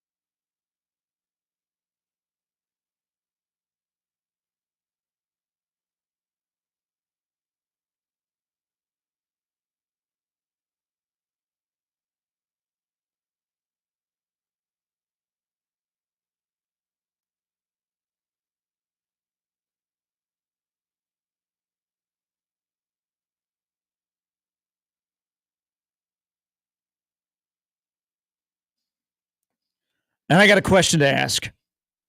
So Cole Reagans was pitching last night for the Royals. Better to burn and it a fantastic TBS broadcast. Wasn't just Costas. Just show the game, okay? But they showed Cole Reagans for a while on the mound in his steely glance. What is the right amount or acceptable amount of neck hair? Cole Reagans has a lot of neck hair. So that always makes me really uncomfortable. Neck hair? Yeah. Okay. Do you shave it yourself or do you wait when you go to the barber? Because the barber is gonna take care of you. Why do you gotta go there with me? But I don't go to a barber. Well, I mean, okay, then do you have your wife? No. Does I your do it wife myself. shave the rug on your back and on your back of your neck? Back remains as is. Okay. Whatever plumes out of my shirt, so be it. So far, it's not a problem. But yes, I don't let my neck hair get to a point that it's actually hair. It's more stubble. But when I start to see it kind of coming out a little bit between the neck and the back of the neck, oh man, it's a pet peeve. I just like if I see somebody that I'm hanging out with, I'll bring it up. Like, get your little clippers. You're gonna do something about that, right? Like you guys got to watch him next time he pitches. He's got a lot of neck hair. I don't know if it's superstitious, like he doesn't shave on game days or whatever. But it was like you could make a shag rug out of it. Yeah, well, it makes me uncomfortable because I know how itchy that can be too. Like, remember Andrew Luck when he had the neck beard? Yeah. So uncomfortable because I was itching for him. Like, I was starting to itch my clean-shaven neck because he had that going on. I know how uncomfortable that is. Sometimes I just get lazy, but I do it myself. I have no problem doing it. Usually I try, but I'm usually the barber. It's one of the first things we're going to take care of. Are you afraid that you're going to get cut? No, I haven't been get a nick? I havenven been cut at a barbershop in a while. Well, not at a barbershop. I hope not at a barbershop, but yourself. Are you afraid you're going to nick your jugular? No. Okay. Well, then why don't you just do it yourself?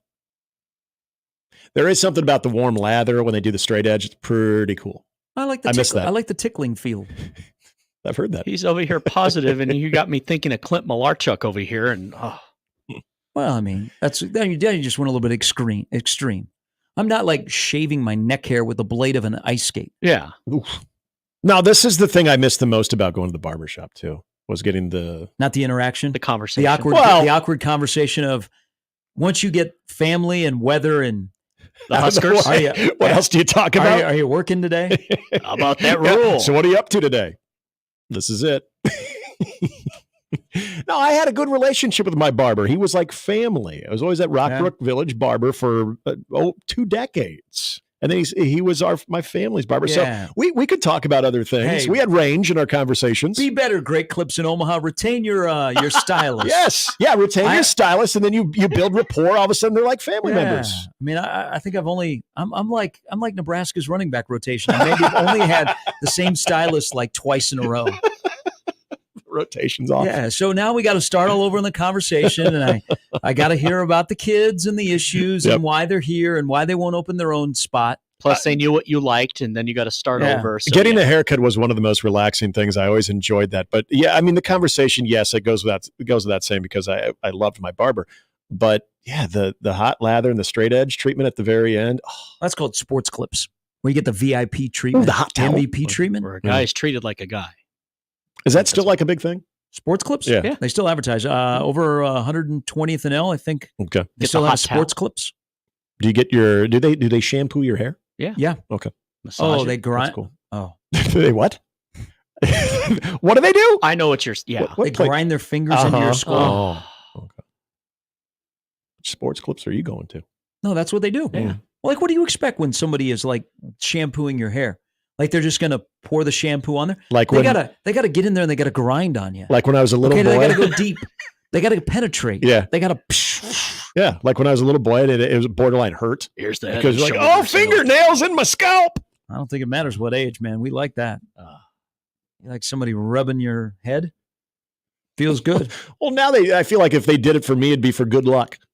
Well, you're different though. You're in a whole different Pat world. in my head. Yeah. Like, oh, it's shiny. Yeah. People like you and Happer are the people that keep stylists out of business.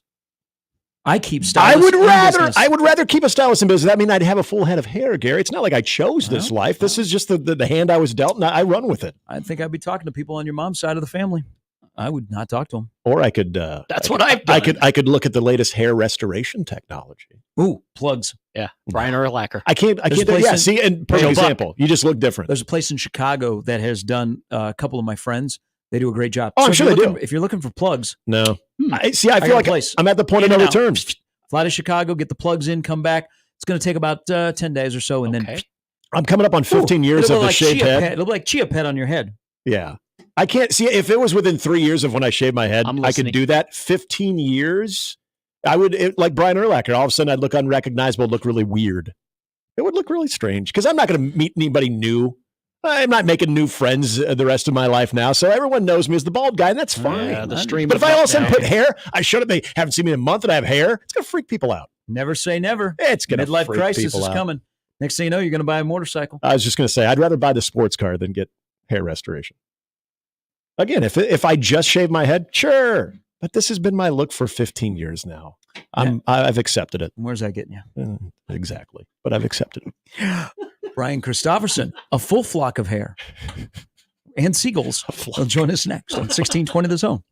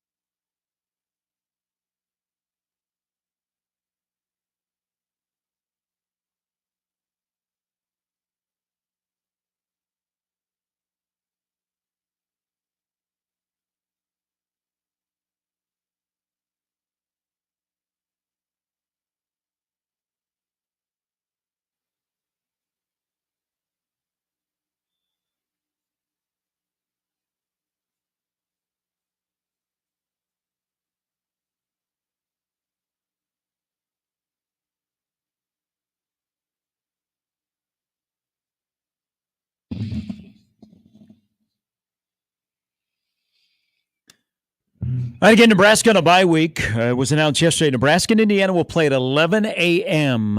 It is a great showcase for Nebraska on the road against a ranked team, but they'll have a bye week. So we sift through the first 6 weeks that included 5 victories for Nebraska with a good friend, Brian Christopherson from Husker 24/7. Good morning, BC. Good morning, guys. How are you? Good. 5-1, the way it has looked, the players that have been involved. Is this exactly in your mind where Nebraska should be 6 games into Matt Rule's second year? It's where I predicted they would be.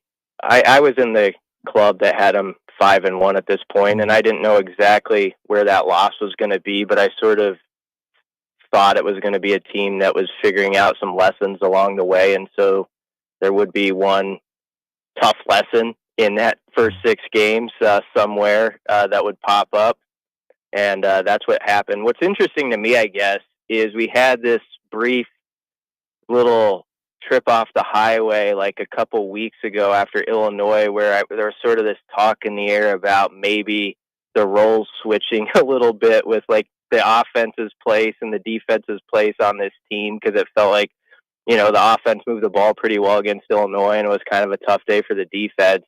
And it feels like in the last couple of weeks, people could say what they want about the competition, but I feel like it's kind of come back to the mean, or it's come back to where people sort of expect it would be. If you're looking at the defensive statistics, there's a lot of stuff that's hovering around the top 10 and looks pretty good on paper, and they were that dominant force on Saturday that wasn't scared of the big moment. So they were kind of that group you envisioned in August. And then the offense had one of those games where it was something you also could have seen in August, where you have a young quarterback and there's going to be a couple days where it's not quite right, and you're kind of searching for your identity a little bit. So in a way, the last 2 weeks kind of centered it up for me as to what I was thinking maybe in mid-August, and put it back on that path a bit. With the offense, and we kind of like not foreshadow, but look ahead to the second half. If there is the area that you're most confident that you see improvement that brings this whole thing, won't talk about a third phase, but brings between the offense and the defense closer together, where are you most confident with this offense in its growth?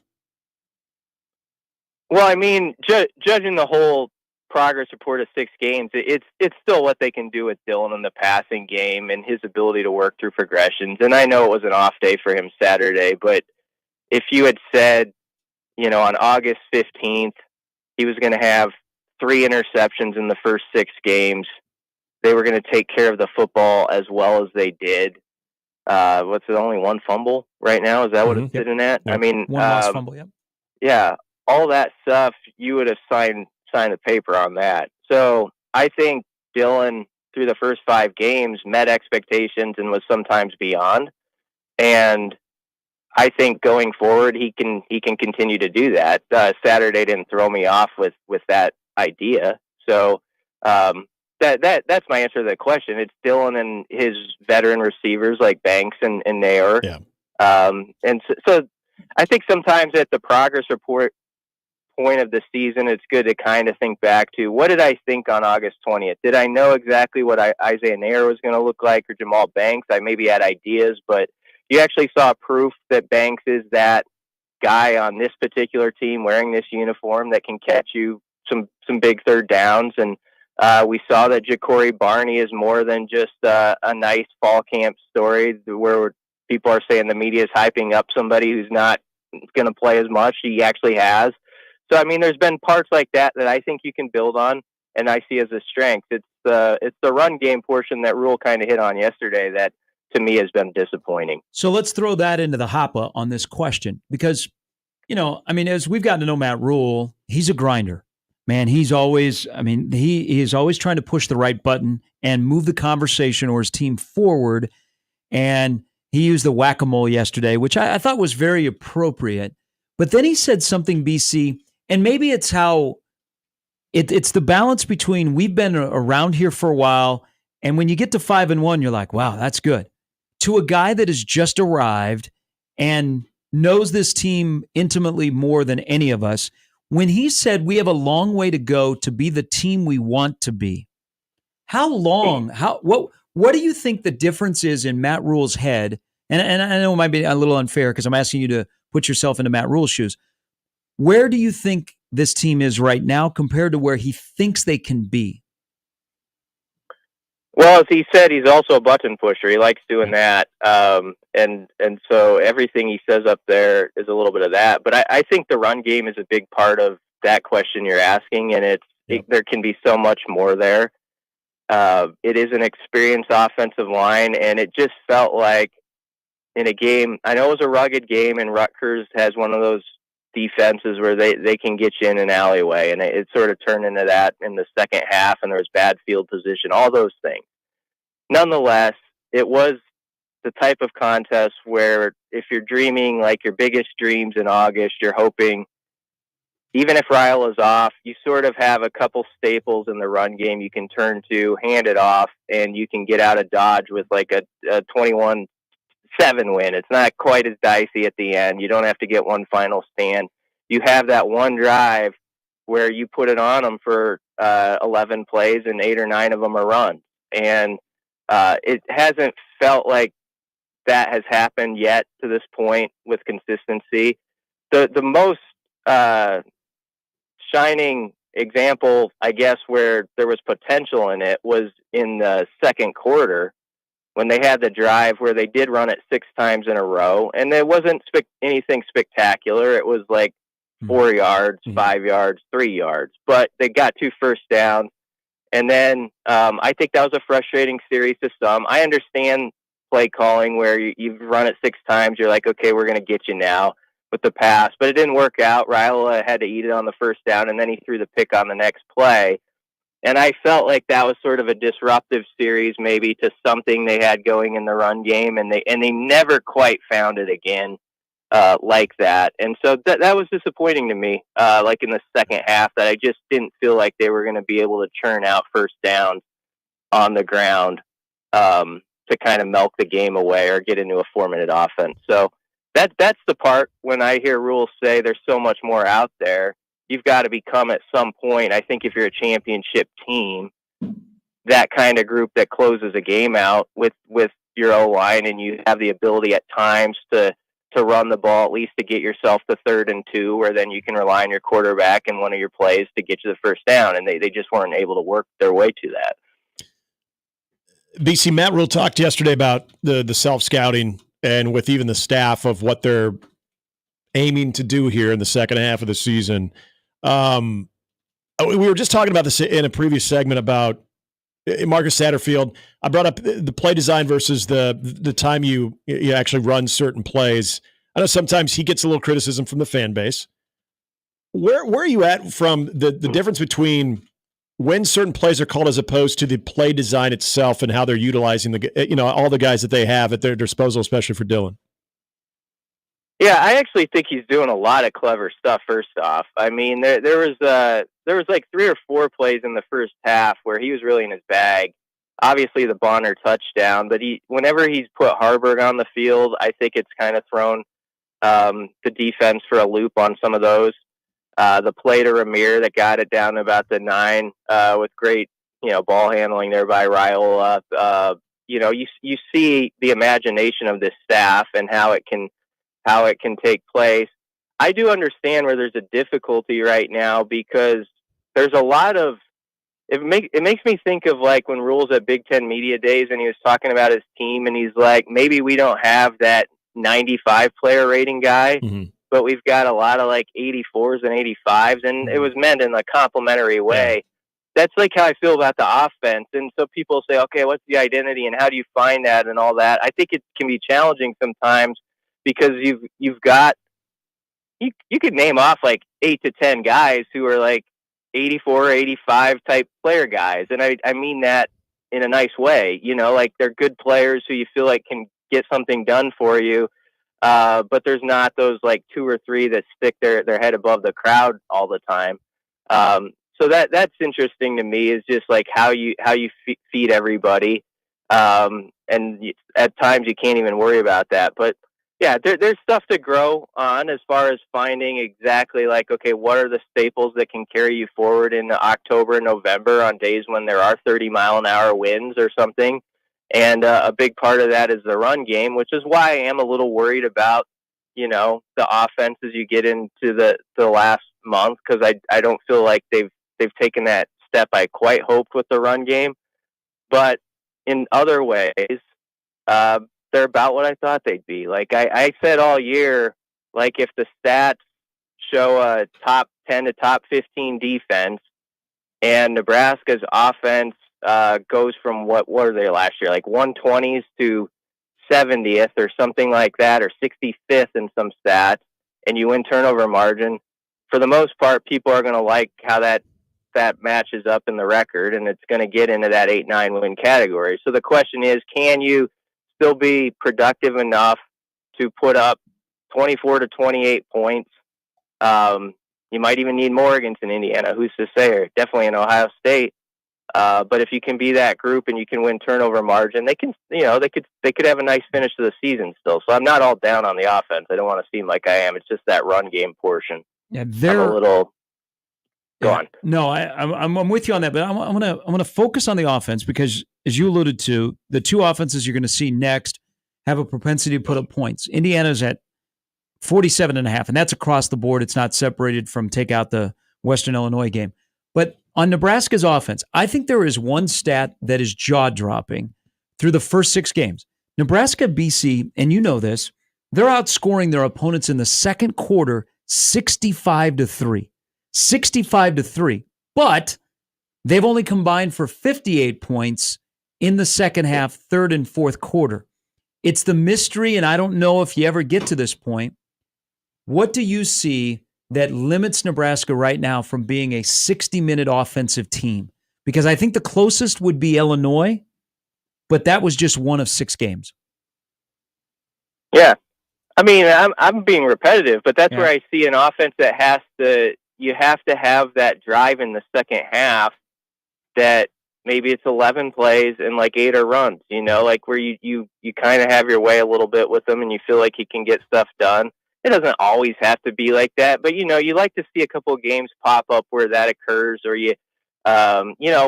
Purdue was a better example of that. I did feel like in the fourth quarter they were starting to get downhill on them a little bit, and you saw what Emmett Johnson was starting to do, and so more of that going forward, I think would be a big contribution to that. But you've just got to have that balance, and you've got to be, I think, a little bit more solid on first down.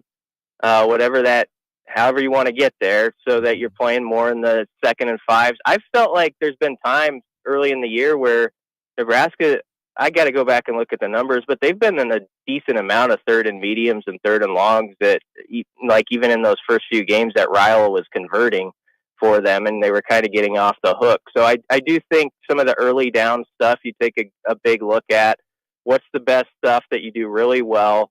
Are there some run staples you can find where you feel like you can get 4 yards consistently and set yourself up in good down distance? All this is good stuff to go over during the bye week. Yep. So, BC, something that I wanted to get some clarity from you. You were there yesterday, and then you were there, I believe it was 2 weeks ago, when Matt Rule was asked about Bly Hill. It seemed like during that time, a couple weeks ago, that they weren't necessarily looking at redshirt in the schedule for him. They were still trying to get him ready to play. Yesterday, he did bring up, he got 4 out of 6 games that they can use him, so it sounds like that's the path for Bly Hill. I'm assuming that a lot of that has to do with C.R. Wright's emergence in this situation, but also if you look at what that depth now looks like, how do you think this could impact Marquise Buford? Yeah, C.R. Wright's going to be really tough to take off the field, right. Obviously. I mean, he's just played at such a high level. The thing I love about Sierra that I wasn't necessarily expecting, and maybe this was unfair to him, a little bit of that bias against like the West Coast guys. Sometimes there's this perception like they're going to come in and not bring it physically, but he's not afraid to stick his nose in there, and I think that's been a real good part for him. So I think with Bly Hill, it's probably tough right now. It's one of those deals. Sometimes you get that injury right before fall, or his was in the spring, but then fall camp, there was another thing. And it is difficult because you got to try to rev up your engine when everybody else has been doing it for a while. Mm-hmm. And there's already guys who are establishing their spot. And so it doesn't mean that he's not doing a good job behind the scenes, but he just might be like the 4th or 5th guy. And I think Jeremiah Charles is in that mix too. But to the important question, I think there's a place for Buford on the field somewhere. It's just going to you're going to have to rotate one of those main guys out a little bit, whether that's Buford or Hartzog. And this is, of course, when Tommy Hill comes back, and Tommy's got to, be able to play at his full ability too, and show that he's 100 after a real nagging injury. It's a good problem to have, though.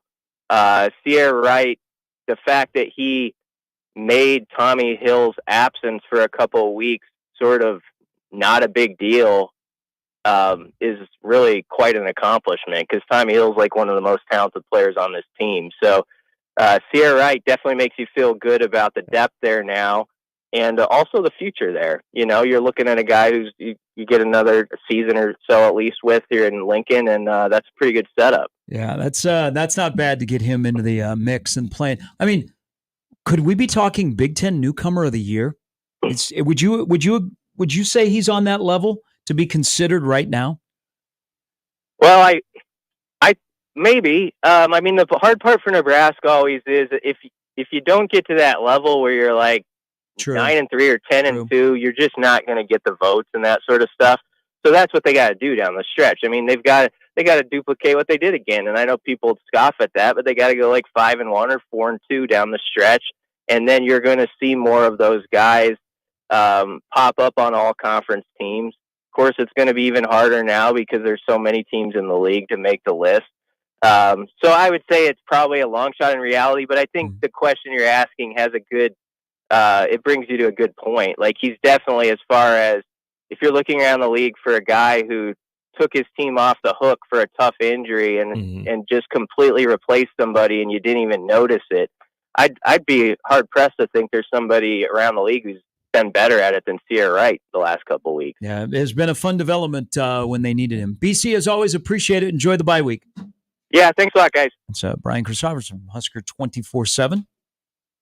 Should have asked him what he thinks about his Vikings creating a ripple effect in the NFL world today. Yeah, we have our first coach that's been fired in the NFL. Didn't take long.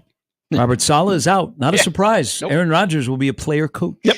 That's I was just saying there'll be a new coach on Monday Night Football. Yeah, you know who it is. It'll be Aaron Rodgers. Well, I mean, everybody's afraid of Aaron Rodgers. Nathaniel Hackett. Dan Orlovsky yesterday was like, he's a Hall of Fame quarterback. I can't criticize him. Well, you know what? The Jets have scored the same amount of points through the first 5 games last year that they have this year. And that's 93. And there was a guy named Zach Wilson who was the quarterback. Yeah, he was good. So, you know what? Why are people afraid of Aaron Rodgers in the media?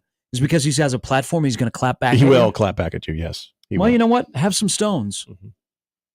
He will get on the McAfee show as well, and he'll clap back, and he'll get everybody on board there, too. So, yes. I mean, who could not have seen this one coming? Yeah. And I imagine they wanted to do it before London, but they weren't going to take away the attention of that game because the NFL, you can't. The game is the game. Yep. And they waited until they got back. He came into the office. Woody Johnson says, Aaron says you can't be the head coach here anymore. And so Robert Saleh leaves. Now. Probably the best thing. Actually, probably exactly what happened, too. If I'm Kyle Shanahan, I have Robert Saleh back in San Francisco tomorrow afternoon. Yep. If not later this afternoon. Fly him out there. People forget the run of defensive coordinators that have come through San Francisco. Now, all have been good head coaches. Robert Saleh, Vic Fangio, yes. But some amazing D'Amico Ryans, yes. George Seifert. Some amazing defensive coordinators. Steve Wilkes. Yeah. But they caught him on the back end. He didn't use the Niner job to get a head coaching job. No. But we kid, but we don't, because I'm assuming that was probably something that was trumpeted by Aaron Rodgers. The awkwardness. 2-3 are the Jets, and they are on Monday Night Football this week against the Bills. Yay! 20-36 of the Robert Saleh experience in New York in his 4th season. Well, I mean, you gotta have a strong owner if you are the head coach of Aaron Rodgers. It's like Mickey Aronson and Pat Riley having Eric Spoelstra's back when LeBron showed up in Miami and said, "This is my team." And they said, "No, it's not." Yeah. See that guy over there? His name's Dwayne Wade. That's his team. And you had an owner that backed up and a GM that backed up their head coach, and they're like, "No, you're part of the team. We're here to win a championship. You're not gonna take over." They don't have that in New York. They kind of had it with the Packers, but they haven't had it at all with the Jets. All right, quick break. We'll come back. We need to talk some Iowa football because the Iowa fan might be changing. Why? I think they're changing. I don't know. I'm sensing a change from the Iowa fans that I know. For the good or the better? Well, we'll tell you when we come back on 1620 The Zone.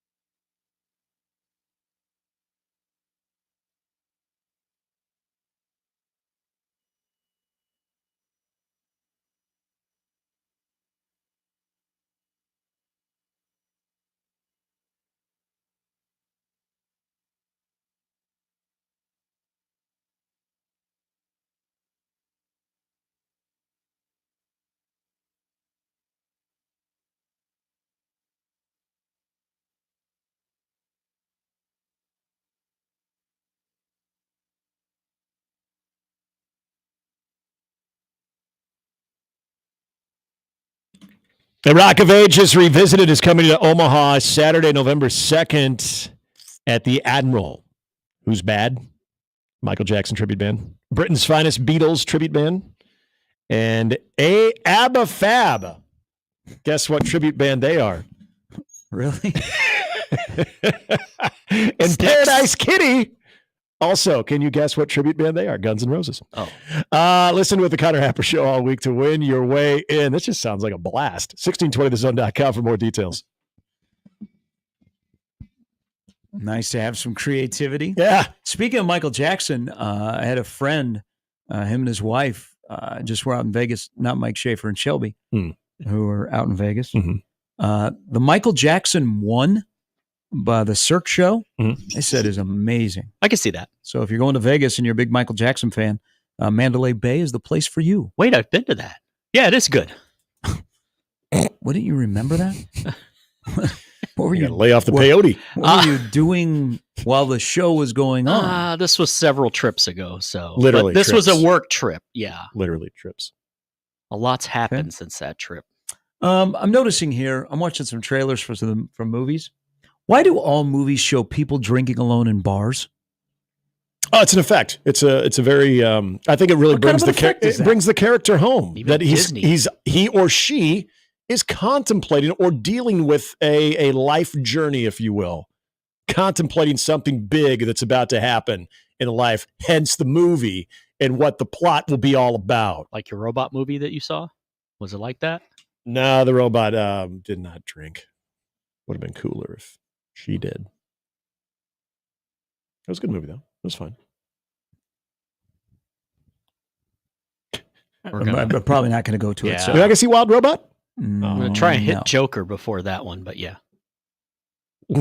2 movies that are double feature? Complete opposites. You think? Because I was going to go to Joker. I'm not. Why? Oh. It's a musical. Oh, yes. Yeah, This is triggered there is some nothing. people. So there is nothing in the trailer that would let you know it's a musical. It is a musical. Oh, really? And it is it's bombed. At some point when you're making movies, you look at each other and go, yeah, this ain't going to be very good. Like, who said that they should greenlight this movie? And I even think the people that are in the movie, like you see their interviews, they're like, I got one coming out in January. It opened. I mean, it's not going to make its money back. It opened at 21 mil, and because the reviews are brutal. As I've seen. By Sunday, it had only made 6 million nationwide. Yeah, it's a musical. Jesus. Okay, speaking of drinking alone, do you think that when Kirk Ferentz goes to the sanctuary in Iowa City, right there on Gilbert, not a bad spot, by the way, guy that used to bartend there, I went to high school with. I don't know what happened to him, but he didn't bartend there anymore. Oh, okay. But it's a bar in Iowa City that Kirk Ferentz drinks alone in there, or do you think he has people that are heckling him? Because after their loss to Ohio State, they got a huge game with Washington. That's a mammoth game.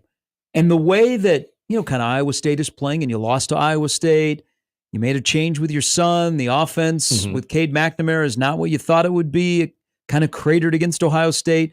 McNamara probably should be drinking with you, maybe go to the double tap. And you know a lot of Iowa fans. I'm sensing that we have a lot more uneasiness in the Iowa fan base towards their head coach than we've had in recent years. That they're over him. It's time. Yeah. Thanks for the memes. But Iowa's in danger of getting passed up in the Big Ten, where 8 wins is just not good enough. Yeah. And they could still finish 10-2. I mean, look at their schedule. It's very manageable.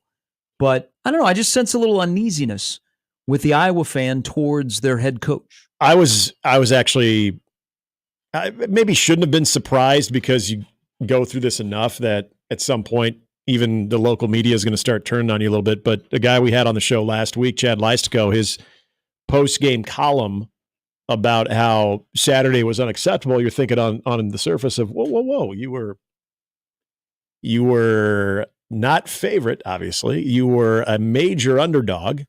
It was competitive in the first quarter, even going into much of the second quarter, and then they cratered. was anybody surprised with that result? And I thought Chad brought up a lot of good points about that.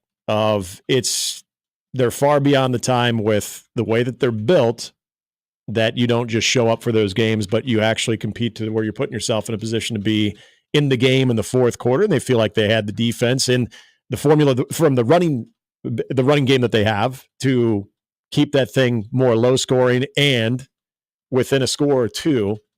Then you've got another thing that's plagued Iowa that this was also brought up when it comes to quarterback and when it comes to missing on that position year in and year out. Yep. And that's fallen on the head coach. And so it does seem like for a program that I think without question has raised their floor, that now they're stuck in that floor. And this is very reminiscent of a lot of the grumblings that when Bo Pelini was at Nebraska, that you have not, the ceiling is kind of where you currently are right now, where you now expect when you play those types of teams like an Ohio State and more the elite offenses that look at your very good defense and special teams and say, yeah, but we got an answer for that you have no punchback, you have no counter, that you have to accept defeat and you have to accept getting, especially in the second half, just getting boat raced. So they had two guys that played a little bit more last year, weren't playing very much this year, that are going to redshirt and then they're going to transfer. Mm-hmm. So LaShawn Williams at running back, Caleb Brown at wide receiver. I'm not going to get tied up in that because they weren't playing much this year. Yeah. Huge game. There's the stat out there that needs a little grain of salt about if you're traveling 2 or more time zones to play in the Big Ten this year, what your record is in conference. It's 1-8. Mm-hmm. Again, Nebraska is in a great spot where they're located, playing on the East, playing on the West. James Franklin went in this whole thing yesterday about their travel out to LA, that they have to leave on Thursday. And, you're not flying out of State College. They're flying, they're bussing down to Harrisburg, and then they're flying across the country. But 1-8, if you're traveling 2 time zones, how many time zones is Washington traveling? And this is 2 or more time zones. So 1-8 in the Big Ten in the conference, if you're traveling 2 or more time zones, one of those is an upset. So you have to kind of, sift through the numbers. But Washington's coming in for an 11 a.m. game. Mm-hmm. Washington is leaving Seattle on Thursday.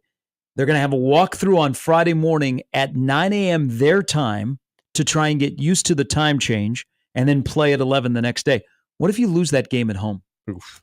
Yeah. Yeah. And that's grumblings in Iowa City.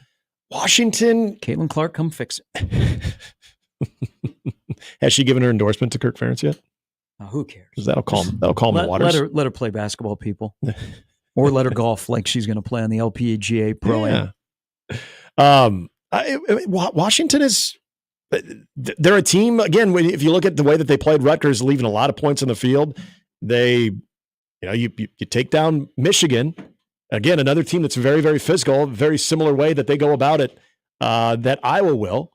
This is a game that I think at the beginning of the season you probably felt a lot better, but now you've got the head coach that's trying to fan the flames of any type of quarterback controversy. Yeah, the guy's leaving is what it is, but it just seems like maybe the best way to put this in what I've gauged and what I've seen from the local media and even some of the fans is just kind of tired of the act.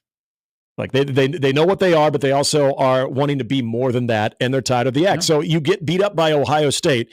If you can respond against, I would say, a good Washington team, not a great Washington team, not a team that's any resemblance of a national championship runner-up from a year ago, but a good Washington team that is now taken down, they've taken down one pretty physical Michigan team, and a game against Rutgers where they, again, did enough offensively, just couldn't finish in the red zone. This is more than just an interesting challenge because, all of a sudden you let Ohio State beat you again. Where are you with this season? So this is what it used to be at Iowa. Between 2008 and 2021, against top 10 teams, you were 8-8. Mm-hmm. Your last 5 against just ranked teams, you've been outscored 181-17. Thing about the Big Ten is the train is not stopping. There are no more divisions unless Ohio State and Michigan get upset by travel to the West Coast, and they're like, nope, we need to do divisions because we're playing too far from home. But I don't think that's going to happen anytime soon. So the Big Ten I think we're going to see in the first couple of years, if there wasn't the separation is already pretty well known, it's going to be even wider. Like, that's why if you're Purdue, you're panicking. Mm-hmm. You're like, oh, Jesus, we're in trouble. Yeah. Hey, Indiana, we'll do whatever we can to hold on our coach because everybody in America says he's going to be gone after this year. So you can't just rely on the West Division. Yep. You always got to be thinking, how can we stay in that top tier? Because I think in the Big Ten, if you fall into that bottom tier, it's going to be trouble to get out of. To all of a sudden flip the switch. So that's why I think there's some uneasiness in Iowa City. Well, I didn't think they were going to walk into Columbus and win. No. 35-7 is Nebraska could get beat 35-7 there, but I think it's just a trend. And so you're now like, whoa, what are we doing? Lost to Iowa State, lost to Ohio State, the two best teams on your schedule. Yep. Now, where are we?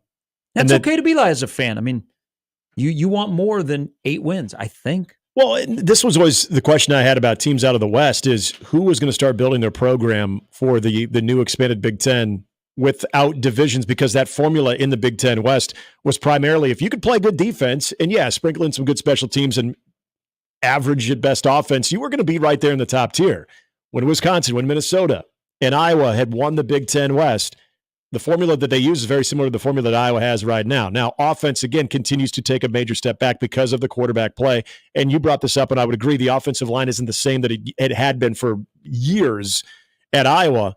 But until you take your offense serious, until you get the guy in there from a quarterback standpoint and continue to evolve offensively, this is where you're going to be. This is where those teams are going to be because that worked. But until you start thinking ahead, and I thought Wisconsin was doing this even last year, of not necessarily the last hurrah in the Big Ten West, but starting to plan ahead, getting their offense a little bit more wide open, that they could have the run element, but still have the ability to put up big numbers in the passing game. Hasn't worked yet, but at least it seemed like that was the trend.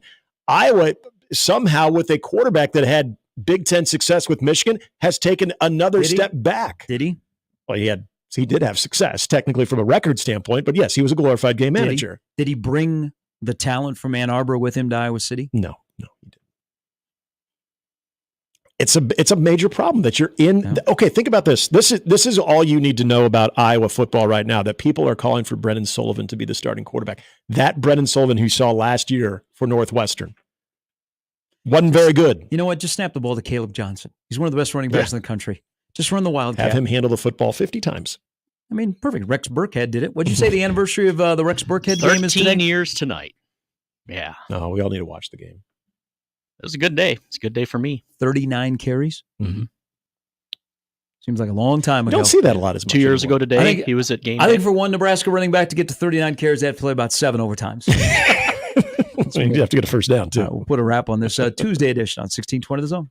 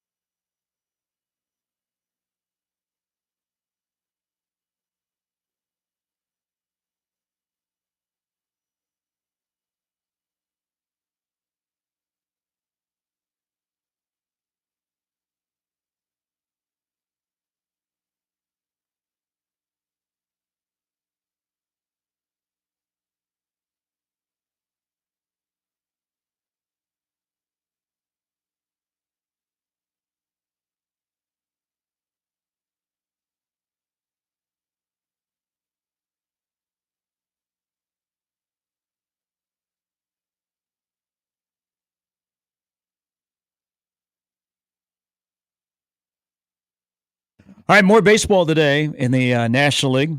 Phillies and the Mets. There's a lot of people out there that hope both teams can lose. That's mean. It's fun to listen to sports talk radio in Philadelphia and New York. I mean, they're going at each other. So they meet in New York today, and then San Diego, LA meet tonight in game number 3. Oh, it's gonna be fun. It'll be emotion. If you are vehemently against bat flips and showing emotion, this would not be a game to watch. Be a lot of pimping. But I do like me some Shohei Ohtani against Michael King. King was good. The Soto trade has worked out for everybody, it looked like. Well, who's all in that trade there? A lot of people. Theo Ratliff's expiring contract. Everybody's in on it. We Herschel Walker. We were trying to go over the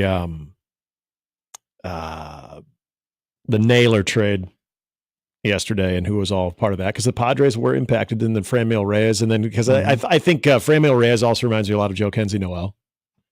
So I was trying to go back to that trade, and that one was probably just a fraction of what the Soto trade was. So, yeah. I just if King can deal the way that he did last time out, oh my goodness. Well, so on the second trade, when Soto got traded to the Yankees, they got Michael King, who's pitching today, who's turned into a nice little ace. Then they got Higgy Chioko, who's their catcher. And then the Nationals got C.J. Abrams, Mackenzie Gore, James Wood. James Woods. The James Woods. So the trade has worked out pretty well for them. Summit League men's and women's basketball media day going on in Sioux Falls today. Why are you not there? All they do is let me vote. So I voted. Can't you at least join them Zoom? It's okay. Are they doing coaches panels? No, trio? but the Field of 68 hosts it. Okay. So it's not bad. Oh, okay. That's cool. It's not bad. I'll see enough with all those people in the league before long. Kansas City is the preseason favorite. That's who I voted for. They win at everything. Isaac McBride of Oral Roberts is the preseason player of the year. Kansas City, South Dakota State, North Dakota State. South Dakota State lost a lot. North Dakota State lost even more. North Dakota State's best players from last year are playing in the Big Ten. I don't think that's going to benefit the Bison. Omaha is 8th. Probably a good spot. And you like that, right? If you're in the Big Ten, you're good. Well, the thing will be they lost Frankie. But they returned the most starters than anybody in the league. Apparently, they don't think much of the 3 returning starters for Omaha. Jesus, J.J. White, Tony Osborne, and Markel Sutton. But Omaha's 8th. That's probably a good spot because there's a lot of unknown. They're more athletic and deeper than they've been in a while. Non-con schedule is up. And I don't know, 8th is fine. Denver is 9th. Denver lost a lot as well. I don't know. The Summit League is wide open, but Kansas City is really good. Kansas City's really, really good. So is Kansas City, are they in that realm of, because I think when we were talking about this a while back off the air, you mentioned neither Kansas City or any of the teams that are considered to be the top tier teams have necessarily like the Mike Dom or that just stud. This will be kind of a down year in the Summit League in terms of star power. Okay. Chiefs, Royals, and Roos. But they have Marvin Menzies, who most notably New Mexico State and UNLV is their head coach. They've recruited really well. So they should be the preseason favorite. But I don't know about South Dakota State being number 2. That is just reputation. Yeah. Yep. So Omaha is 8th. Nebraska is 12th. Creighton will probably be 2nd. That's my prediction when they go to New York City for Big East Media Days. Is Creighton will be 2nd. Yep. When's your first game? It's 4 weeks from yesterday. Holy hell! Let's see. Is that a home game? That is a home game. Okay. All right. And then the rest of November and December is on the road. You got that new microphone ready to rock and roll? Bam! From the hotel. I'm going to play in 4 different time zones. Oh, the hotel. I bet you won't whine about it, will you? The trips aren't bad. Yeah, you get to go to some cool places. Go to Vegas. Go to Florida. You get to do a big red overreaction from Vegas. You get to go to Akron, Iowa City. Are all the same? No, no Iowa City. Ames and Cedar Falls. Oh, I thought you guys were in Iowa City. Was last year right when they had 2 years ago that they snow. They had to cancel the game. Oh, that's right. Yeah. So I said, this would not be the year to play Iowa State. They're going to be a top 5 team. Maybe skip another year. Hey, where the hell is Stetson's in Florida? But where's that? DeLand, Florida. Where is DeLand? Orlando and Daytona Beach. Oh, okay. They're a little busy today. Yeah. That was supposed to be a long stay in Florida. That was supposed to be play at USF, Stetson, and then we're trying to get FGCU. Okay. But all the people I know at FGCU in the basketball program have gotten fired. Or they moved on to other jobs. So we couldn't set up a game. Do they still dunk the basketball at a high volume? They do, and all of the season ticket holders down there think that every year should be Dunk City. It was fun. If not, maybe FAU. You had a front row seat to that thing. Yes, it was fun. There are a lot of things that are fun that come to an end. Where do you get to spend the holidays? Will you be here? Yes. Okay. I think so. I haven't looked deep into the schedule. Why? That's the best part when you're going to be part of the radio. I just know that experience. On a Thursday night, we play at Stetson, and a Saturday afternoon, we play in Minneapolis against Minnesota. Oh, that's some travel right there. Boys can be tired. You think? I thought it was bad when you guys played the first year that Omaha played Kansas. You had the Sunday game at Baxter, and you had the travel to Lawrence on Monday.